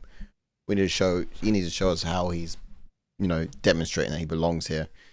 Because, we can't applaud or incentivize this Colby style, sit on the couch behavior, Colby Covington behavior. No. And he's kind of slipping into the same kind of field as what Colby Covington had once done. Just sat on the couch and just hogging spots in the division. So yeah, either of them would be great. Although stylistically, I'd much rather Hernandez versus Derrida. I'm just trying to think. That's quite a jump. That's going straight from 9 till number 5, and I think Derrida did a similar thing with Robert Whittaker, didn't he? Yeah, I did think that the UFC wanted to make the rematch between Adesanya and Strickland. However, Strickland, I think, got himself suspended, didn't he? Yeah. For fighting someone in the cage. For breaking out a fight in the cage. Yeah. So I think that's the reason why that fight didn't materialize. So yeah, Israel's going to have to fight one of these guys next, without a doubt. Yeah, again, maybe you give Hernandez the loser, Carvalho and Imavov, perhaps. That's another option as well. As for Dolidze, it sets him back. I think Dolidze, your MVP is going to fight Jared Cannonier. You could MVP if he beats Cannonier, he's in at 8th. He's climbing up the middleweight division. Depends what the UFC decide to do with him. Has MVP got a run for the belt in him? I don't know. Did the UFC then give him someone higher if he beats Cannonier? MVP, you mean? Yeah. What? He doesn't like this division. I know he doesn't, and I Doesn't really don't want know to be why he's here. fighting Cannonier. He's kind of said, "Oh, I'm just fighting off contenders, um, so that Izzy gets back to the belt because Izzy's his boy." But I'm like, okay, really? Yeah. Clearing a So way for for Izzy to Dolidze, come on through. I love it. I do, but I don't see how it's gonna work. nah. Izzy's got to do something. I think Cannonier gets the winner of no, not Cannonier. Dolidze gets the winner of Abbas Megomedov and Joe Pyfer. That fight's gonna happen at UFC 320. Yeah. Didn't he lose against Marvin Vettori? He won. Yeah, he got a win. Sorry, yeah, he did. Yeah, he beat Marvin. I'm thinking Marvin Vettori got a win over someone recently who I didn't think he should have, but that was No. previously. Um, He lost to Brendan Allen. yeah, I think before the Dolidze fight even. But I guess Sorry. yeah, it's not a bad shout. Otherwise, it's Paulo Costa. I think it's Paulo Costa and Roman Dolidze could probably happen. Potentially. Yeah, that's Oh, possible. even Brendan Allen. Brendan Allen's a possible one. There's Yeah. so much option for him there, but Allen we got to versus talk about Dolidze. stylistically what we'd rather.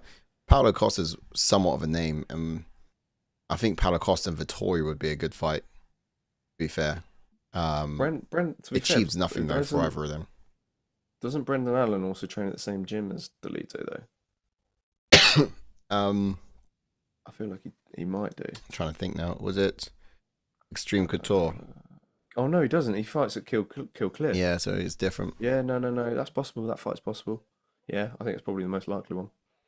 Then you got Yeah. yeah. So look, Delize's got some option. Shango says he was 10th seeded, just beat 9, but may climb higher, I think. I'd love Hernandez versus Ridder, but they won't make that yet. Wales says, great stream, fellas. As always, good night. God bless. Bless you, Wales. Good to see you as always, sir. Get a good rest. Shango says, if they make Hernandez versus Bobby Knuckles, it kind of looks like he's following Ridder, which to me isn't fair on Hernandez, as makes him look like the chaser. Christ, you know what I forgot. MVP as what was in this division. If he climbs this division, it will take 42 years, the amount of fights. You could say that, Yeah. but he's going to get some of that stars treatment, and I think he can hopscotch this division in 3 jumps. You just got to give him names all the way up, really, because you'd also recognize the fact that this guy's age, he's old, he's not young, he hasn't got the years to do it. And so the UFC recognizing that will just give him some exciting fights and help him hopscotch up. I mean, look, he is who he is, and he's an exciting guy. We wouldn't be mad at it either. Yeah, I do quite like the Hernandez Whitaker option, and then Ridder Adesanya. I think there's a lot to be said there. Both guys then get a veteran of the division. Yeah, the new contenders rising. Yeah, I guess it all some choice there. depends. I think Joe Pyfer would be great against Roman Dolidze. I think if Abbas wins that one, don't worry about that fight. I mean, there's Marvin Vettori. He's fought Marvin Vettori, hasn't he? Yeah, sorry. Yeah, so there's Paulo Costa and Brendan Allen there for Roman Dolidze. But if Joe Pyfer wins, then I think that's there for Roman Dolidze. I just think stylistically that would make a better fight. Agreed. Yeah, back to main screen and Right, back to main then, guys. Okay. Trilogy Energy. Just worth mentioning one last time as we get to the very end of this. Good energy drink that keeps you going for hours. Absolutely. What's the league saying, and then we can talk about what's coming up next week. Good shout. Good shout. Let's see. Just real quick with some shout outs. The league says who topped it on the night. But otherwise, for me, Fight of the Night would have been that main event. Outside of that, I mean, it was kind of one-sided. Yeah, I don't know. Yeah, the real beatdown, to be fair. But outside of that, it was Christian Rodríguez, and his fight. I thought that was pretty decent. Quite a controversial win, was it? Which one was that one? Which was controversial win? No. The first fight of the night was quite controversial. Yeah. But it was also the Nascimento Miles Johns That's it. fight. Nascimento Miles one. That was actually quite a good Miles fight. Johns should have won that fight. So I didn't finish above Shango tonight. I have 4 points off of him. Unfortunately, it's because I slipped. We got a dude called. We got Aaron and Dogs nuts top of the leaderboard. Leslie in joint third with Proximus MMA. One being 666 joint fifth with Sean MMA, Reyes, and myself. Steve at 9, Harris 9, Wales 9, Tally 9, Shango 9, Jet Set 15. Oh, Ash did make his picks. I see him all the way down there at 16. Oh, I thought he didn't really make his picks in, did he? Maybe rushed it towards the end. I don't know. Fair. Mate, we're really falling off. I'm frustrated, but I'll get up there. I'm just gonna be gunning for like coming number top on event all out Q4. I'll have to knuckle down for that when it comes to it. Yeah, not gonna win for the year though, but I'll try to get some honors at least. Get some events on. Yeah. Shango says, "Jake, you beat me by a point on the event." Well, we'll take the point. Makes all the difference, doesn't it? Makes all the difference. All the difference. We're slowly closing the gap. It does. I didn't unlock anything else in the game side of things, unfortunately. But we'll be back again next week to play. Guys, thanks for joining us as always for this live watch along. We will see you in the week for a UFC 319 breakdown show. It should hopefully be hosted by Mr. Silas Brown at the top there with Ash. Yes, sir. So make sure you got the notifications bell rung on our channel for that, because it will likely be coming to you guys Wednesday at an earlier time, Wednesday, 7 p.m. UK time. Be there for that, guys. You're not going to want to miss it. We've got some real juicy stuff coming up about the card, who's going to fight on it, and just a little layer below as well to help educate you best as possible on the picks and what you're doing on the night of. And then, of course, it's Saturday. It's the weekend off, and we'll be again full coverage. Back in the house again, all three of us underneath the same roof. UFC 319 will be given full representation. The boys are back in town. So it's going to be uber fun. Make sure you're there for it. This is in Dubai. Why do I keep thinking it's Dubai? It's not, is it? Chicago. I always think that. Yeah. I keep constantly thinking Dubai is coming next because we've been talking about it for a while. Nope. No. But no, we've got a minute till then. Okay, cool. Well, guys, look, it's been great. I've really enjoyed it, and yeah, good to see you back. And I guess that's it for now. And we'll catch you next week, huh? Yep. Ciao for now, guys. Keep it easy, rest up, and we'll see you in the week. Bye bye.